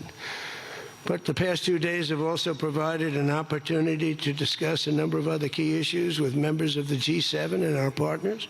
Yesterday morning, we had a productive conversation on the war in Ukraine. I spoke with President Putin. I spoke with President Zelensky, and he was there. And President Putin I spoke over the phone with. And something's going to happen. They're losing a lot of people, a lot of soldiers are losing soldiers. Both are losing a lot. Russia's losing more because they're the offensive ones. And when you're offensive in war, you lose more. Pretty simple. But I provided an update on my call Sunday with President Putin and expressed my continued hope. We had a very good conversation with President Putin and a very, very good conversation with President Zelensky. I think they both want to do something. They just don't know how to do it. They want to do it. They just don't know how. In our session yesterday afternoon on international partnerships, I offered an update on how the United States is leading the world in responding to the Ebola outbreak in Africa, sending $375 million in aid so far to help stop and contain the crisis at its source. And we've done great. I was with the president of a couple of presidents came over, by the way, from African nations, and they were so happy with what we did. But where it's unfair is we gave $375 million. The rest of the world gave essentially nothing, maybe a couple of bucks, but nothing. And they were all saying, thank you so much. And I think they've done a good job. It's a terrible thing. Ebola is a terrible thing. That's an unbelievable one. Fortunately, it's not like COVID where it's that easy to spread around, but it's rough. And we've done a good job. We've moved people to certain quarantines, certain locations. But today we also had excellent meetings on the economy and artificial intelligence, which is amazing what's going on with that. It's going to be the biggest thing ever. We have to be very careful with it. It's both great and could be bad. We have to be careful with it, but we're leading China, we're leading the world on that. We're allowing them to do their own electric plants because they need, as an example, those buildings are so big, and they're not taking the community's electricity. I gave them the right, it's my idea, I gave them the right to build electric plants like Con Edison in New York. Dig we must. And they've come up with plants that nobody's ever seen anything like them. Those are by very high IQ people. So they're actually building electric plants.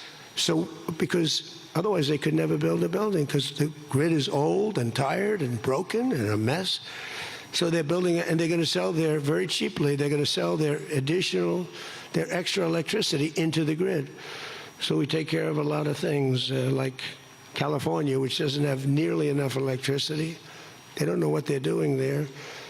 And instead of having blackouts and brownouts, they'll be able not to. We found a great deal of unity here at the G7, and we signed a declaration on illegal immigration, the first time ever for a G7 statement. They did a beautiful statement. We signed other agreements to step up and to really coordinate and spend a lot of time coordinating drug trafficking and the stopping of drug trafficking, which is crazy. It comes through Mexico, comes through the southern border, the little that comes through. They find a way, they put it, they're genius. If they would use that genius for good, they'd be very rich people. They have it in engines, they have it in hubcaps, they have it in areas you wouldn't even believe. They have it in the structures of cars. Most incredible thing. But we've done a great job on it. We have drugs coming through the border are down 61%. Drugs coming through water, the sea, ocean, sea, Gulf, down 97.2%. That's the ones that get hit. Just like we hit the Iranian minesweepers and mine droppers, they call them. They dropped. Who would have 28 mine droppers? Who has 28 mine droppers? They actually had them, but they don't have them anymore. We hit them just like we hit the drug dealers. But drugs are down by water 97%, and over 60% they're down. And now we're going to go and focus on the land. They come through Mexico. Mexico has lost control of their country. The cartels run Mexico, and it's sad. And the president's a very good woman, but she's a very scared woman. The drug cartels are totally running Mexico. It's not even close. We agreed to accelerate our efforts to secure our critical minerals and rare earth supply chains, where we have great companies really going to town. We're going to give everybody a big run because we do it better than, and we had to get motivated. The G7 also agreed that the United States' new approach to international development based on the private sector investment is working at levels that they never thought possible. It's really working. I held a number of very positive bilateral meetings, including with the President of France. It was a very good meeting, actually. The Emir of Qatar, Sheikh Tamim, who's, I tell you, I wish I could really know the guy. You know, some people say, well, he lived in that neighborhood. You can't be saying things that you'd like to have him say. He was fantastic on this, and he's been a fantastic guy in terms of energy and getting energy out there. President of the United Arab Emirates, Mohammed bin Zayed, who's an amazing warrior. President El-Sisi of Egypt. Prime Minister Modi of India. We spent a long time together today. I spoke to Mohammed. I spoke to the Crown Prince of Saudi Arabia a number of times. They're all so happy that they're still, you have to have them happy too, you know. We're using their airports, not that they could stop us if we didn't want them to, but it'd be nice that I went to get that little sucker. But I hate missing. But we spoke to all of them and many countries all over the world. So every country, I think Israel too. Look, think of what Israel's getting. They're not going to be nuked. It's very simple. I told Bibi, your biggest risk was that they'd drop a nuclear weapon into the middle of Israel. They'd only need one, and there would be no more Israel. Think of it, Bibi. You got the best, the most important thing that you were asking for is that. So I think they're happy. Some people are going to be, not him, but there are some people, some writers, some that I thought were friends of mine, but I don't want them as friends anymore because they're either stupid or they're bad people. But we stopped nuclear holocaust, and it stopped too. I mean, there's not going to be any of that. So from the beginning to the end, it was clear that this week, America's back. It's bigger and better and stronger. We're more respected as a country right now, I think, than we ever have been. And we were a laughingstock 2 years ago. They would laugh at us. We had a man that should have never been there. You know that. A man that would walk up to a podium once every year, and they'd ask him, what flavor ice cream do you like? I like vanilla. Then he'd try and find the stairs, which he couldn't find most of the time, and he'd leave. This is very unfair reporting. And then you said you didn't know about that. You didn't know there was something wrong. We can never let that happen to our country again. To me, we had the worst inflation ever. We had the worst in prices and the costs.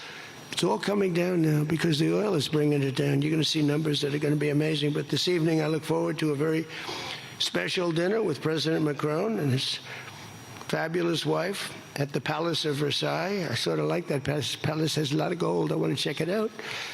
It's a beautiful palace, maybe the most beautiful of all. I hope you're going to get to see it. The ones that are traveling with me, I hope you're going to get to see it because it's amazing. But they asked me if I'd stay a little bit longer and go to Paris. So I'll get home a little bit later, but it'll be a nice dinner.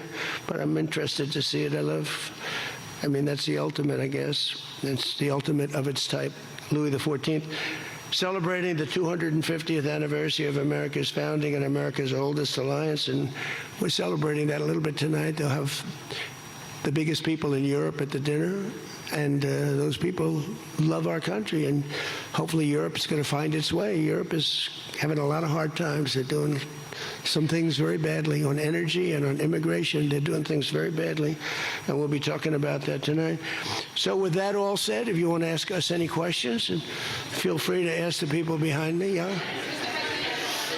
Peter? Bonjour. You've been clear, President Trump, the United States is not going to directly pay Iran, but the U.S. is going to let the Iranians start making billions of dollars, selling oil, accessing this reconstruction fund. Only if they're doing things right. Peter, only if, we're not doing anything. We're not putting up money. Only if they're doing things right. If they're doing things right, if people want to invest, they can invest. But they had this $300 million fund. It's only $300 billion fund. It's only if they're doing things right. Remember this also. When you talk about billions of dollars, they've had much more than $1 trillion worth of damage done. They got a long way. There'll be 15 to 20 years to rebuild what they have right now. So they have to behave themselves. If they're not behaving, they get hit again. You know, they'll be hit again, because we can do it very easily. It's going to take a long way for them to build back their anti-aircraft stuff. It's going to take, and you know, the other thing, I want to thank China, President Xi. I was with him, and he stayed neutral, totally neutral, and I appreciate it. And I want to thank Vladimir Putin. He was very neutral. They could have made it much more difficult for us. And I want to say it. You know, somebody would say, "Oh, that's terrible. He's thinking President Xi of China."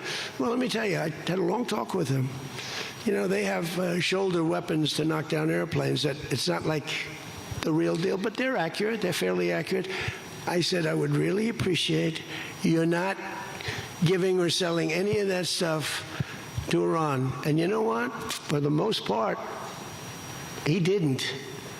So I just want to thank them, because they made it a lot better. Can you explain, though, what the difference is between giving Iran U.S. dollars and unfreezing U.S. dollars for Well, the unfreezing is an easy one to answer.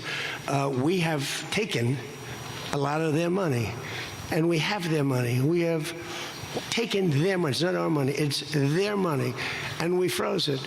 At a certain point in time, I guess we're going to have to give it back. You know, if we didn't give it back, nobody would ever invest in the dollar again. If you took their money, because I thought about it, you know, I'm not the most perfect person. I said to Scott, why do we keep their money? What the hell are we giving it back to them? But, you know, people from lots of nations, some nations we don't agree with, they have their money. The dollar's become very strong under me.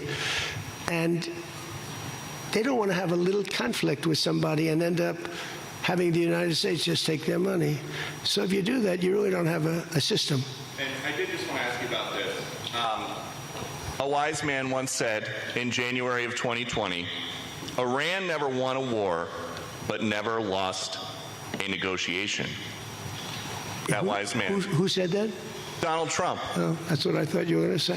So how do you go back to the United States and convince a skeptical American public that this deal is a win?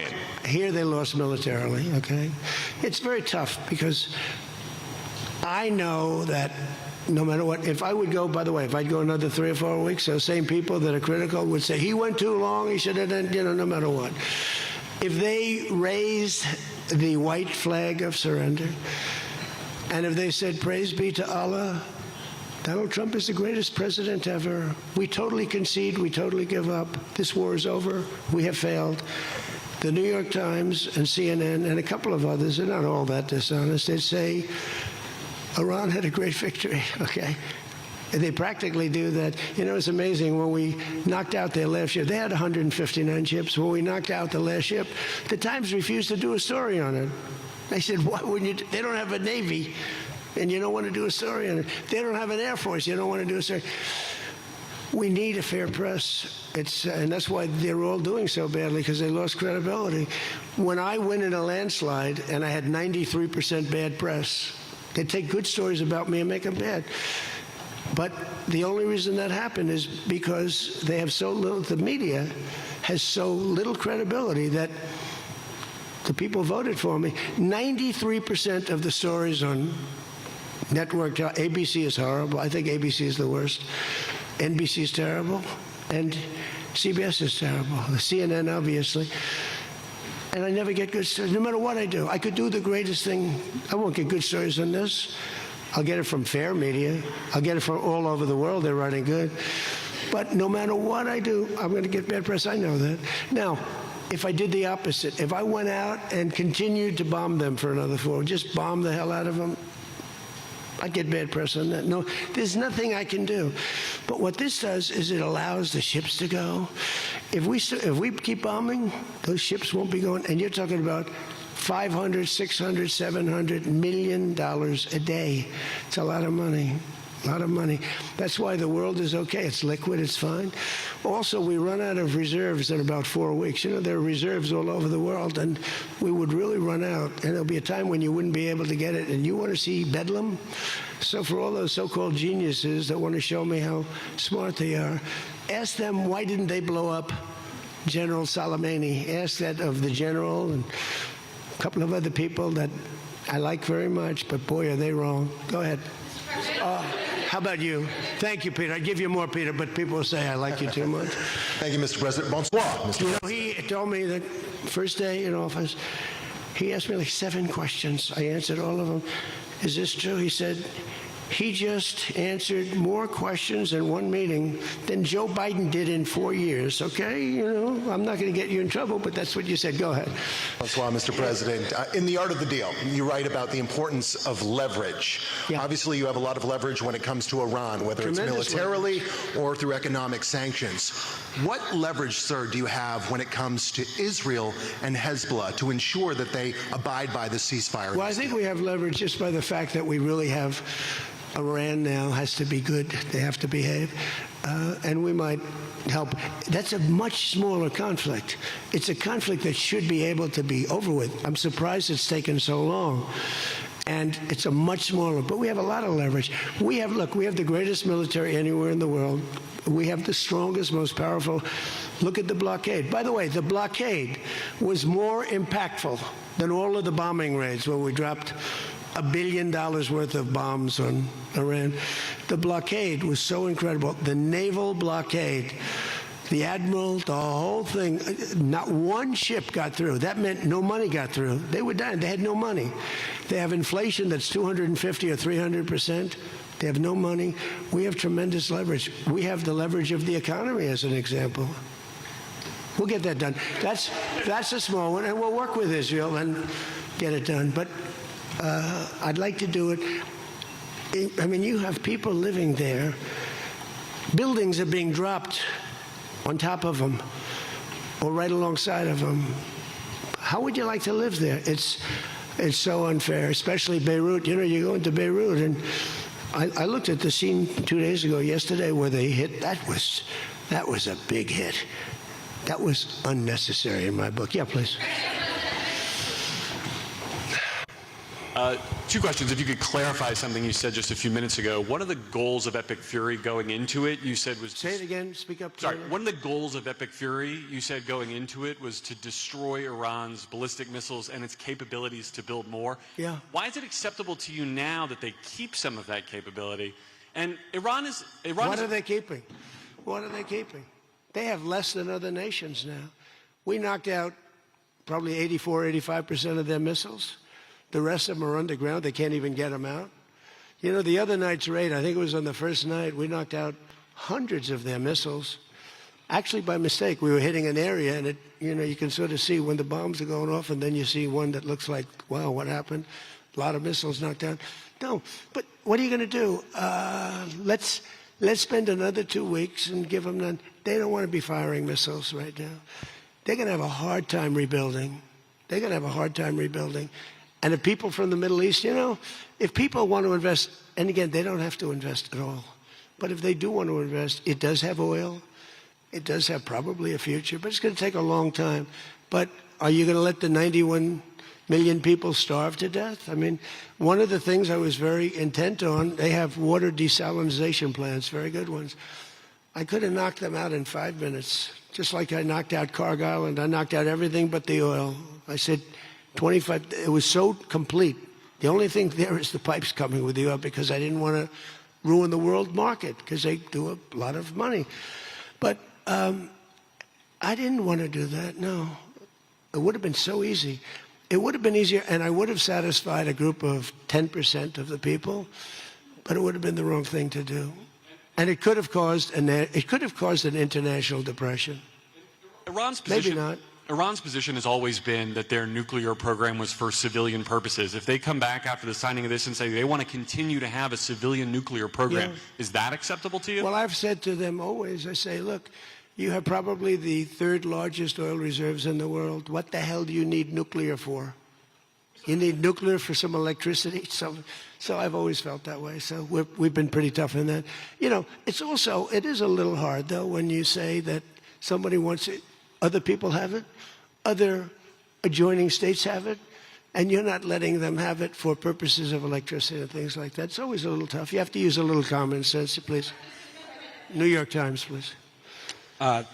Thank you, Mr. President, for the question. Now that you're approaching a new phase in this conflict with Iran, can you now say whether you will hold anyone in your administration accountable for the strike on a school that killed more than 100 children on the first day of the war? No, if it was a fault, and as you know, that's under investigation, it's such a strange question to be asked at this state, because you're talking about a long time ago, but nobody did that on purpose.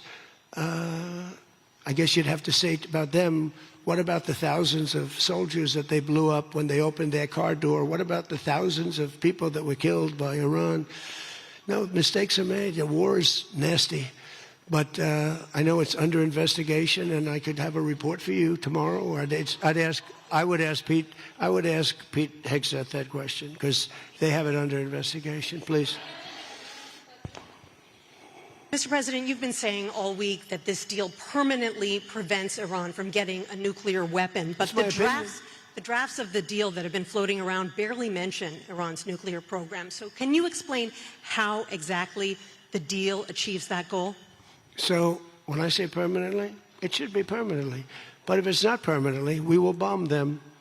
They will be bombed, just like I bombed them on Wednesday night and Tuesday night, and was going to bomb them on Thursday night at a level that was 3 times greater, and they knew that. I will bomb them. Now, that's with me as president. If you have a weak, pathetic president, maybe that doesn't happen, but I can only do the job that I have to do. I have a long time to go. I have almost 3 years, close to 3 years. Time is going fast. But our country's become we're the most respected country in the world. Those leaders today, they said, we used to laugh at you. 2 years ago, the same guys, they'd laugh at the country. And now they say, you're the most respected country anywhere in the world. Militarily, even military. Take a look at what happened look at what happened in so many different locations. Afghanistan, that horrible retreat that these people made, leaving equipment behind. They weren't under any pressure. You take your time. You can get out. I was going to get out. We were going to get out with dignity and pride, take 100% of the equipment. I was even taking the tents down. But then they got in and they just left. They left all the equipment. I may get all that equipment back. Now, here's the thing. More symbolic, because it's a little old now. But we may get it all back. Afghanistan is kissing our ass. You know that? Bomb Iran if they don't comply, but there's nothing enforceable in the deal itself. Is that correct? Doesn't have to be. I let them know. I said, look, if you don't adhere to the agreement, I don't want to do that, but we're going to bomb the hell out of you. And I don't think that they're going to veer from the agreement. What else am I going to do? Am I going to say, I'm going to take you to court?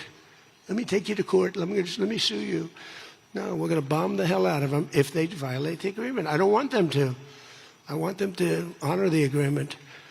Again, the straits close up. Bad things can happen. You know, in war, terrible things happen. Like you mentioned the question before about a school gets hit. Other things get hit. Bad things happen in war. War's a nasty place. I see it. I see it. I see it better than maybe anybody has ever seen it. Go ahead, please. Thank you, President Trump. Oil prices are now plummeting. How do you see this agreement further affecting energy prices in the U.S. and the U.S. economy in the long term? And secondly, Mr. President, how do you think Vice President J.D. Vance did on The View yesterday? Well, first of all, thank you for the word plummeting, because that's what's happening. Oil prices are plummeting. And that means oil prices are going to come down. You know, if you make donuts, you have a heating, you have a stove, and you have to buy the heat, you need the gas or the electricity or whatever you're using. And when oil prices come down, oil is the biggest thing. Oil is, you get oil prices coming down, and they're going to come down. And we're hitting into threes now for gasoline, and that'll come down a lot lower. So I was in Iowa just before this started, and I was saying to myself, I can't believe we're doing so well, but I have to go, and we have to put out this fire in Iran because I don't want them using a nuclear weapon. They would have used a nuclear weapon. 100% they would have used it. The only question is, was it going to be that day or that week? They would have used a nuclear weapon. They were on the way. And I said, we're going to have to put out the fire. And I said, you know, oil prices, so gasoline, we passed 2 gas stations in Iowa. Made a speech up there. The people are great. I won it by so much. And I love the people, farmers. And we passed 2 gas stations. One was $1.85. One was $1.91. Now, that's Iowa.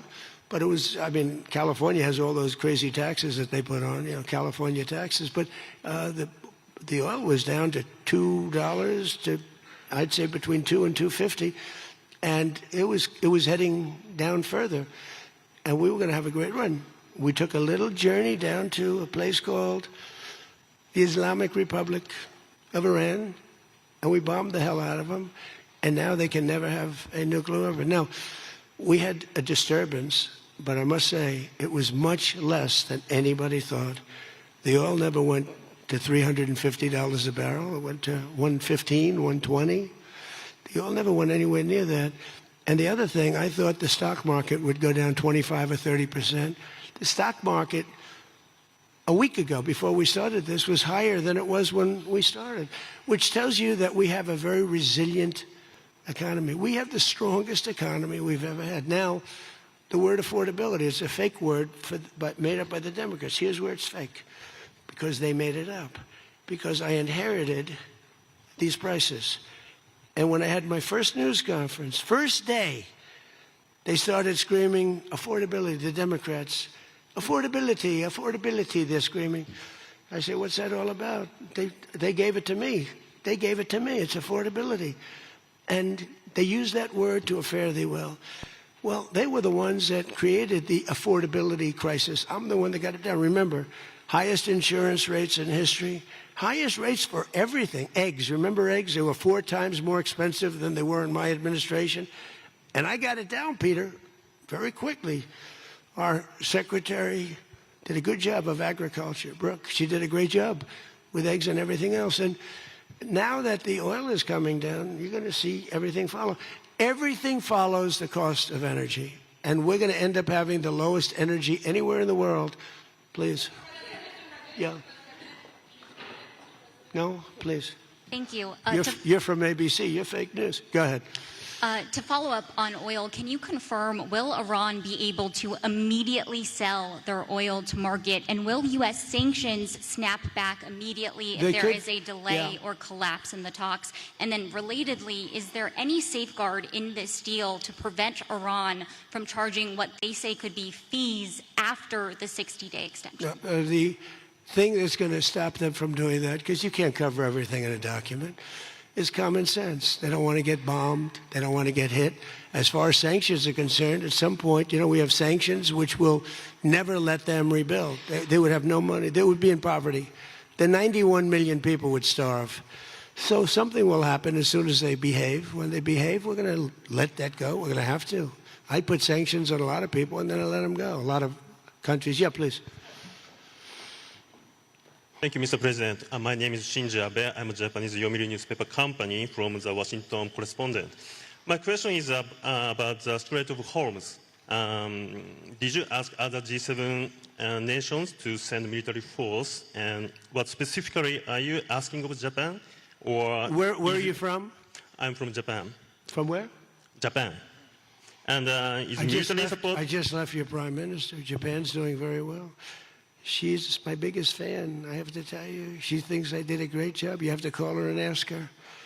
She's doing a very good job, by the way. Go ahead. And military support is no longer necessary? Yeah, but what do you want to know? Go ahead, just tell me. What do you want to know? Okay, my question is, did you ask other G7 nations to send military force? And what specifically are you asking of Japan? To send the Air Force? For what?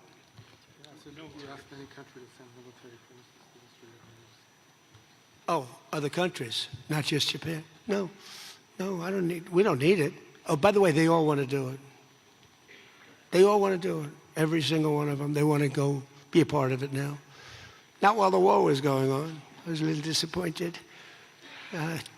The UK, I said, yeah, it would be nice if you sent ships. I didn't put a hard sell on, but I said it would be nice if you sent some ships. And the Prime Minister said, they'll be there, sir, as soon as the war is over. I said, did he just say that? I couldn't believe it, actually. Japan has offered to get involved, but I mean, I'll be honest, Japan was not willing to get involved during the war. I asked her, I said, you want to get involved a little bit? I didn't put the heavy sell on, but they said, no, we don't want to get involved. Nobody did. We did it ourselves with Israel and with the Arab states that got hit, surprisingly hit. Yeah. Yes, please, go ahead. Thanks a lot, Mr. President. Question on Brazil. I would like to know, how was your interaction here in Evian during the G7 with the Brazilian President Lula? Did you talk about the new U.S. tariffs on Brazil? Did you talk about the U.S. designation of criminal gangs as terrorists? We did. How was it? I spent a lot of time with him, actually, and it's become a little rough country, right? Politically. It's been a little dangerous politically. You're talking about Brazil, yeah? It's been nasty. I hear they arrested somebody that's running for office today. I found that out after we left. I just said goodbye to him, and I heard that they arrested the Bolsonaro Jr. He was doing well in the polls, and they arrested him because he made a statement in Texas. They arrested him, or they want to arrest him. They have something out for his arrest. No, they play pretty tough. But nobody plays tougher than the United States. Look, our elections are totally rigged. We have rigged elections. Please, in the back. Yes, sir. Go ahead. Thank you so much, President. Thank you. Sumu Sakamoto, the Asahi Shimbun. For G7, the concept of the rule of law has long been considered the core principle. During this summit, any of the leaders expressed any concerns on the possible violation of international law on the attack on Iran? No, actually the opposite. They felt they were very dangerous. They were very relieved because they could get hit too. They were very relieved. No, we never discussed that. No, it would be the opposite. They broke the law. They killed thousands of people. They killed thousands of our soldiers and hundreds of thousands of people. Yeah, please, go ahead. Go ahead.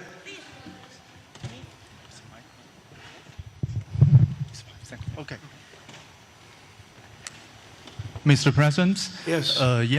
Yesterday, the Pakistan thanks for the Chinese government to help make a peace talk between Iran and the United States.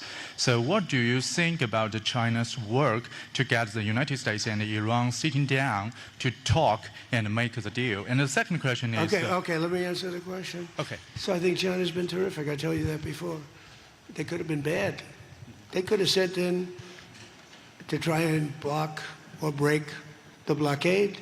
They could have sent in an oil ship with 6 destroyers alongside of it on each side. They didn't do that. President Xi helped me. He tried to help, and I think he probably helped get it solved. You know, they get 50% of their oil from that location.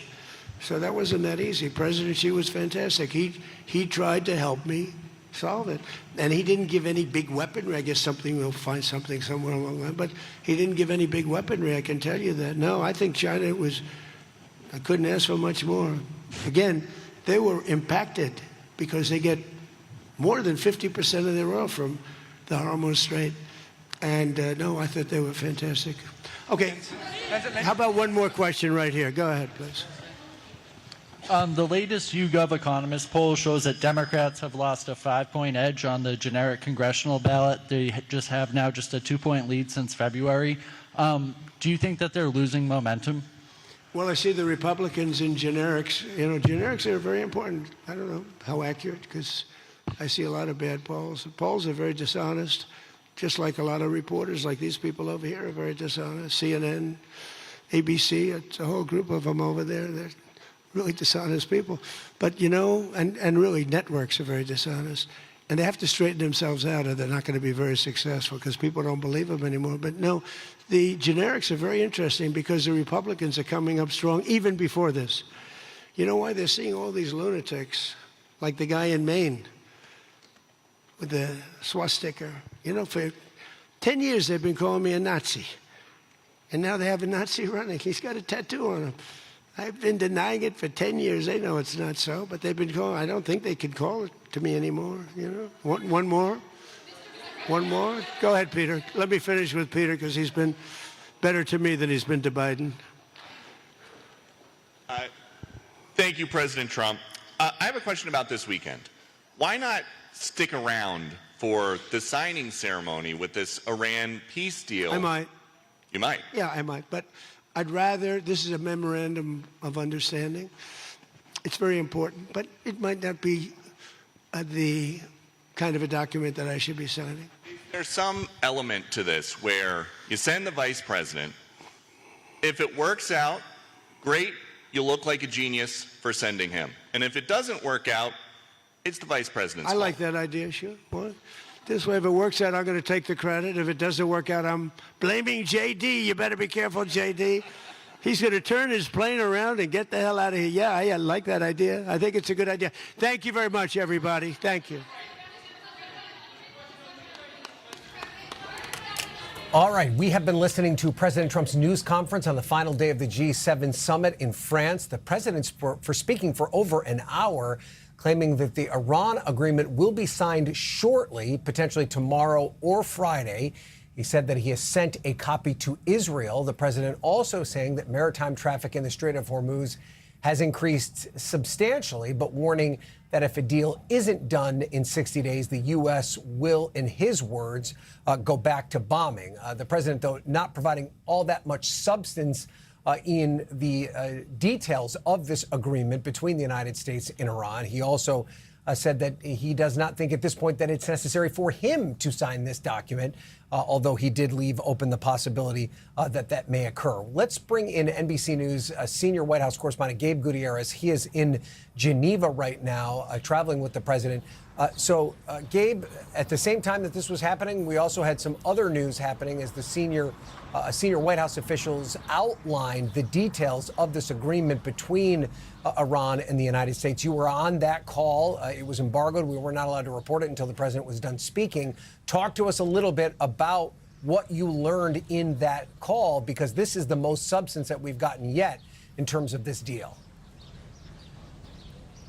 Ryan, it truly was remarkable to hear senior U.S. officials speaking about the details of this memorandum of understanding simultaneously when the president was holding his news conference. But you're right, a senior U.S. official actually read the text of this memorandum of understanding aloud on this call. And I'm going through it now. What I can tell you is that the main point that the administration wants to emphasize is that Iran, as part of this MOU, has agreed not to produce nor procure a nuclear weapon. Of course, that was something that Iran had previously agreed to under previous agreements, the one signed under the Obama administration, that it would only have its nuclear program for civilian purposes. But along with what we've been hearing with the administration when it comes to reopening the Strait of Hormuz and ending the U.S. naval blockade, some of the most controversial points here will be point 10. By the way, this memorandum of understanding, senior U.S. officials confirmed, does have 14 points. Point 10 It says the United States of America undertakes that immediately upon the signing of this MOU, the U.S. Department of Treasury will issue waivers for the export of Iranian crude oil, petroleum products, and derivatives. So basically, the thing that will kick in immediately once this is formally signed is sanctions relief for Iran. That has drawn widespread skepticism from even some of the president's allies. Some Republicans were concerned that you're essentially rewarding Iran up front. A senior U.S. official on this call defended this sanctions relief by saying that essentially they'll be able to keep better track of any oil that Iran is selling to other countries. That'll have more visibility for it. And that's the defense that the administration gave. Point 11, the U.S. also undertakes to make more fully available the use of frozen or restricted funds and assets of the Islamic Republic of Iran. Now, such funds, whether retained to the original account or transferred, shall be made fully usable for payment to any beneficiary designed by the central bank of Iran. So basically, Ryan, the administration is laying out for the first time, reading this 14-point plan, this memorandum of understanding, that it claims that some of its points will only be given to Iran and act as rewards if they fully uphold their commitments as part of this memorandum of understanding. But Ryan, this might be seen by people who are hardliners here that the U.S. is giving up too much to Iran up front. The administration is arguing no, that is not the case, that this is only setting up this 60-day window to talk about specifics of the nuclear program. But again, we are learning for the first time the specifics of this 14-point plan that senior U.S. officials read on this call just as the president was speaking. Yeah, and Gabe, let's drill down on that, because when you talk about the potential of criticism that could come particularly from Iran hawks, these are supporters of the president, supporters of his plan to invade Iran. One of the huge criticisms of the JCPOA, which was the original agreement that the Obama administration had hatched, was a similar provision, the unfreezing of existing Iranian assets. It wasn't necessarily direct payments from the United States government to Iran. That was heavily criticized by Donald Trump at the time. It's been heavily criticized by the administration even before this conflict began. But it does seem as though that's exactly what they're planning to do this time around in terms of bringing this deal. It's not about the United States handing over U.S. dollars, but it's about unfreezing assets that already belong to Iran. Right, and look, that is a criticism that we do expect to hear in the coming days as this memorandum of understanding is dissected. But what the administration is trying to argue that it's it's only if Iran meets certain benchmarks, although it hasn't specified what those benchmarks are. The president today, in his news conference that he just had, and also previous events throughout the day at the G7, he tried to argue that he is very willing to resume bombing Iran if it doesn't uphold its commitments, if he's not happy with how this is implemented, Ryan. Okay, Gabe Gutierrez, thank you for your reporting and thanks for being on that call. Let's go now to our chief White House correspondent, Garrett Haake. He is traveling with the president. He was in the room. And Garrett, let's talk about the question that you asked President Trump, which I think is a significant part of this. He has been insistent that Iran will not have a nuclear weapon, but one of the key sticking points here was, would he allow a nuclear program of any kind to allow them to generate power or use it for their own domestic needs?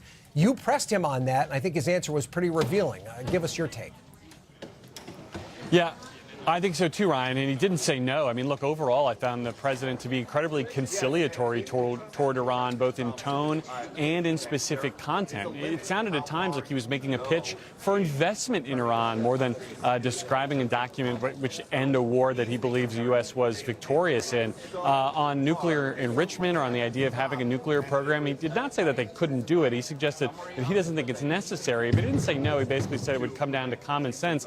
Likewise, before that, I asked him about Iran's ballistic missile program. Remember, one of the 4 goals of Operation Epic Fury, which we heard from White House officials and the president dozens and dozens of times, was to destroy Iran's ballistic missiles and their capabilities to make more. Now the president says not only is that off the table, he thinks Iran should be able to keep ballistic missiles because their neighbors have them. He told me that they won't perhaps have as many as some of their neighbors, but that he's not going to go about destroying them or even arguing that they should be decommissioned or removed. That's probably not going to sit particularly well with Gulf Arab allies in this conflict, or with Israel, which I think is another subplot from this whole press conference here. The president, who at the beginning described Israel as a joint partner, continued for the second day in a row now to really strongly criticize Israel and the manner in which they've conducted their own war against Hezbollah in Lebanon. And so I think really for people who were, if you sort of jumped from February till now, this could be considered head-spinning, the degree in which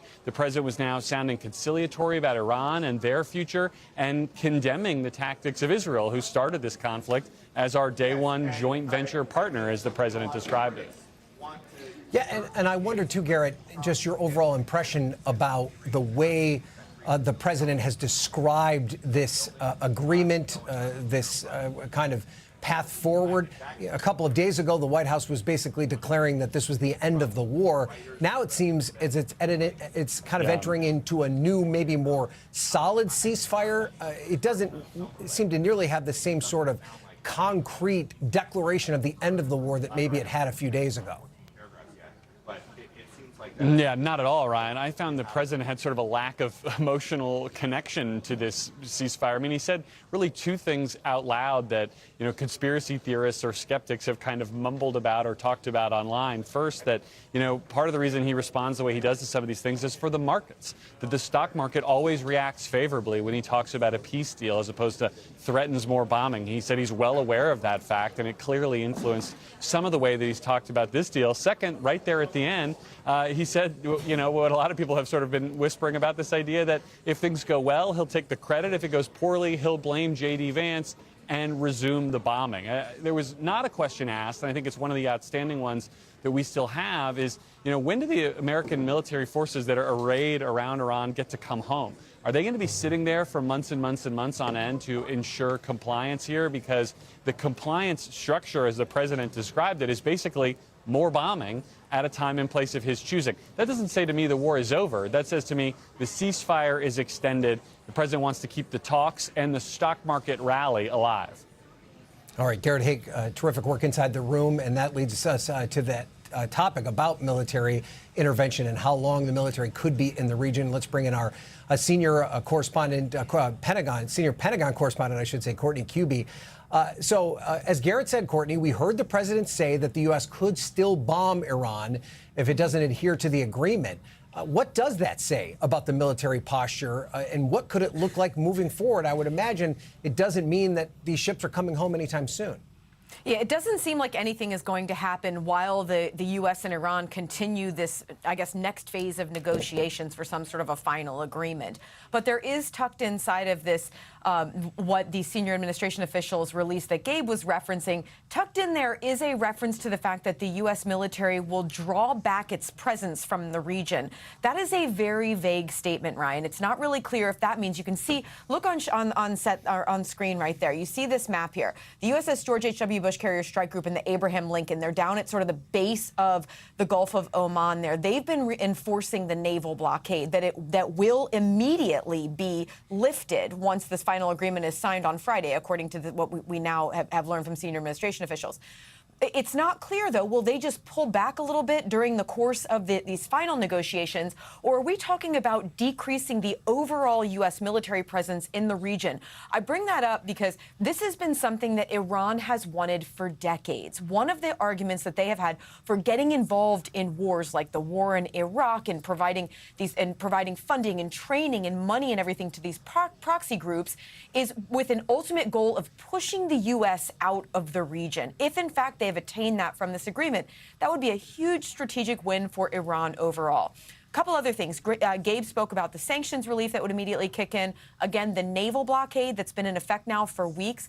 That, according to the latest memorandum of understanding, will also immediately lift that naval blockade. Just for perspective here, the U.S. has has turned around more than 140 ships during the course of that blockade, and they have disabled at least 9, meaning they have taken strikes, shot Hellfires and other munitions into the engine room of a number of these ships to disable them when they are appear to be in violation of the blockade. You know, there was one case recently where the U.S. fired on a ship that had a crew of Indian civilians on it, Indian mariners, and at least 3 were killed. We heard from President Trump met with Indian Prime Minister Modi this morning. There was no mention of that, but that has become a diplomatic issue between the two countries.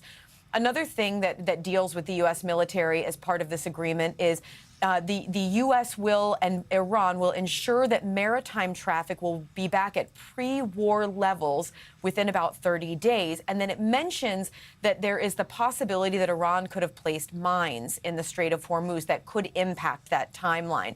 Well, we know, according to officials we've been speaking with on a near daily basis, just trying to keep a sense of whether Iran has placed mines, that the U.S. hasn't been finding them. They've not been pulling them out of the water. But there are still traffic lanes, maritime lanes, throughout that Strait of Hormuz that the U.S. has not been able to clear. So that still could be an issue going forward. Notably, in the language, it talks about the possibility of Iran demining some of those maritime traffic lanes. The U.S. destroyed all of Iran's mining vessels. So I'm not really sure how Iran could accomplish that, or they would look to the U.S. and potentially other partners, as President Trump talked about other nations being willing to be involved in the Strait of Hormuz going forward. Finally, the other thing that I was really struck by in this, Ryan, is President Trump talking about missiles. Garrett touched on that. It was based off of his question. I was really struck by the fact that the president said missiles aren't the problem here. You'll recall that early on, Secretary of State Marco Rubio, he gave this explanation for why the U.S. was engaged in this war, arguing that the Iranian conventional shield, including missiles and drones, provided an opportunity for Iran to potentially pursue a nuclear weapon. So basically, Iran could build a nuclear weapon and use their conventional shield of ballistic missiles and drones and other capabilities to defend against any kind of threat to that nuclear program going forward. One of the main reasons that they went in, allegedly, was to destroy that missile program, to destroy the drone program. It is very, very notable to hear President Trump go back on that point now. That was one of the most coherent arguments that we got early on from the Trump administration about why the U.S. or how they believed that they could really disrupt any kind of a nuclear program was by going after Iran's conventional capabilities. It now appears that they have backed off of that as one of their strategic goals here, Ryan. Okay, terrific context from everything, Courtney. Thank you for all of that. Let's go to the region now and get a sense of what the response is there. We're bringing NBC News foreign correspondent Matt Bradley. He's in Tel Aviv. So, Matt, the one thing that we haven't talked about in the context of this, after hearing from the president and getting the details of this memorandum of understanding, is how Israel plays into this. We only know that Israel now has access to this document, which they didn't initially. And we still know that this conflict that they are engaged in with Lebanon continues to be a lingering issue. How could that impact the way things are where you're standing now? And should we expect that this means the conflict with Lebanon and Israel will also come to an end soon? Yeah, I mean, it's one of the gaping flaws to everything that has led up to this announcement, these negotiations, and now this memorandum of understanding is that Israel, which had participated and some would say had led the effort to start this fight against Iran back in late February, that they were nowhere to be seen during the negotiations. There were several days until apparently just tonight that the Israelis were actually given a copy of this memorandum of understanding. It doesn't sound like they're going to be participating in the signing ceremonies tomorrow or Friday. I've reached out to the Prime Minister's office right after we heard President Trump say that he had given over a copy of that MOU to the Israelis. They said that there's been no real change in that situation, so it sounds as though they haven't heard that the Israeli side has been given a copy of the MOU. But what we've heard from the president tonight is enough to really rankle a lot of Israelis who had been investing a lot in this war. We heard from Prime Minister Benjamin Netanyahu, who has been facing terrible criticism over the past several weeks about what looks like the fate of a joint American and Israeli effort that now looks like Israel has been the big loser. The real flaw here is that while Prime Minister Netanyahu had very little involvement in any of these negotiations, he is in the best position out of anybody to completely undermine and destroy this ceasefire even before it emerges across the region. It's because of the fighting in Lebanon that this ceasefire has been stillborn on several occasions over the past couple months and weeks. We heard President Trump taking Prime Minister Netanyahu to task, calling him on some occasions expletives, and just today, basically very gently, more so than he had over the past couple of days, chiding the prime minister for the way that the Lebanese military has been fighting in Lebanon against Hezbollah. And once again, ruminating that the leader of Syria might be able to do a better job. But it's those questions of ballistic missiles that we heard from Garrett that really is going to vex so many Israelis who faced all of that retribution from Iran in the form of those ballistic missiles over the past year. Okay, Matt Bradley in Tel Aviv, thank you for that. Let's quickly go back to senior White House correspondent Gabe Gutierrez in Geneva. And to Matt's point, Gabe, based on what you heard as the administration outlined the details in this memorandum of understanding, how could it impact Israel? Well, certainly, Ryan, look, I asked the senior U.S. official on this call specifically about Israel and this idea that Prime Minister Netanyahu had not been given the text of this memorandum of understanding.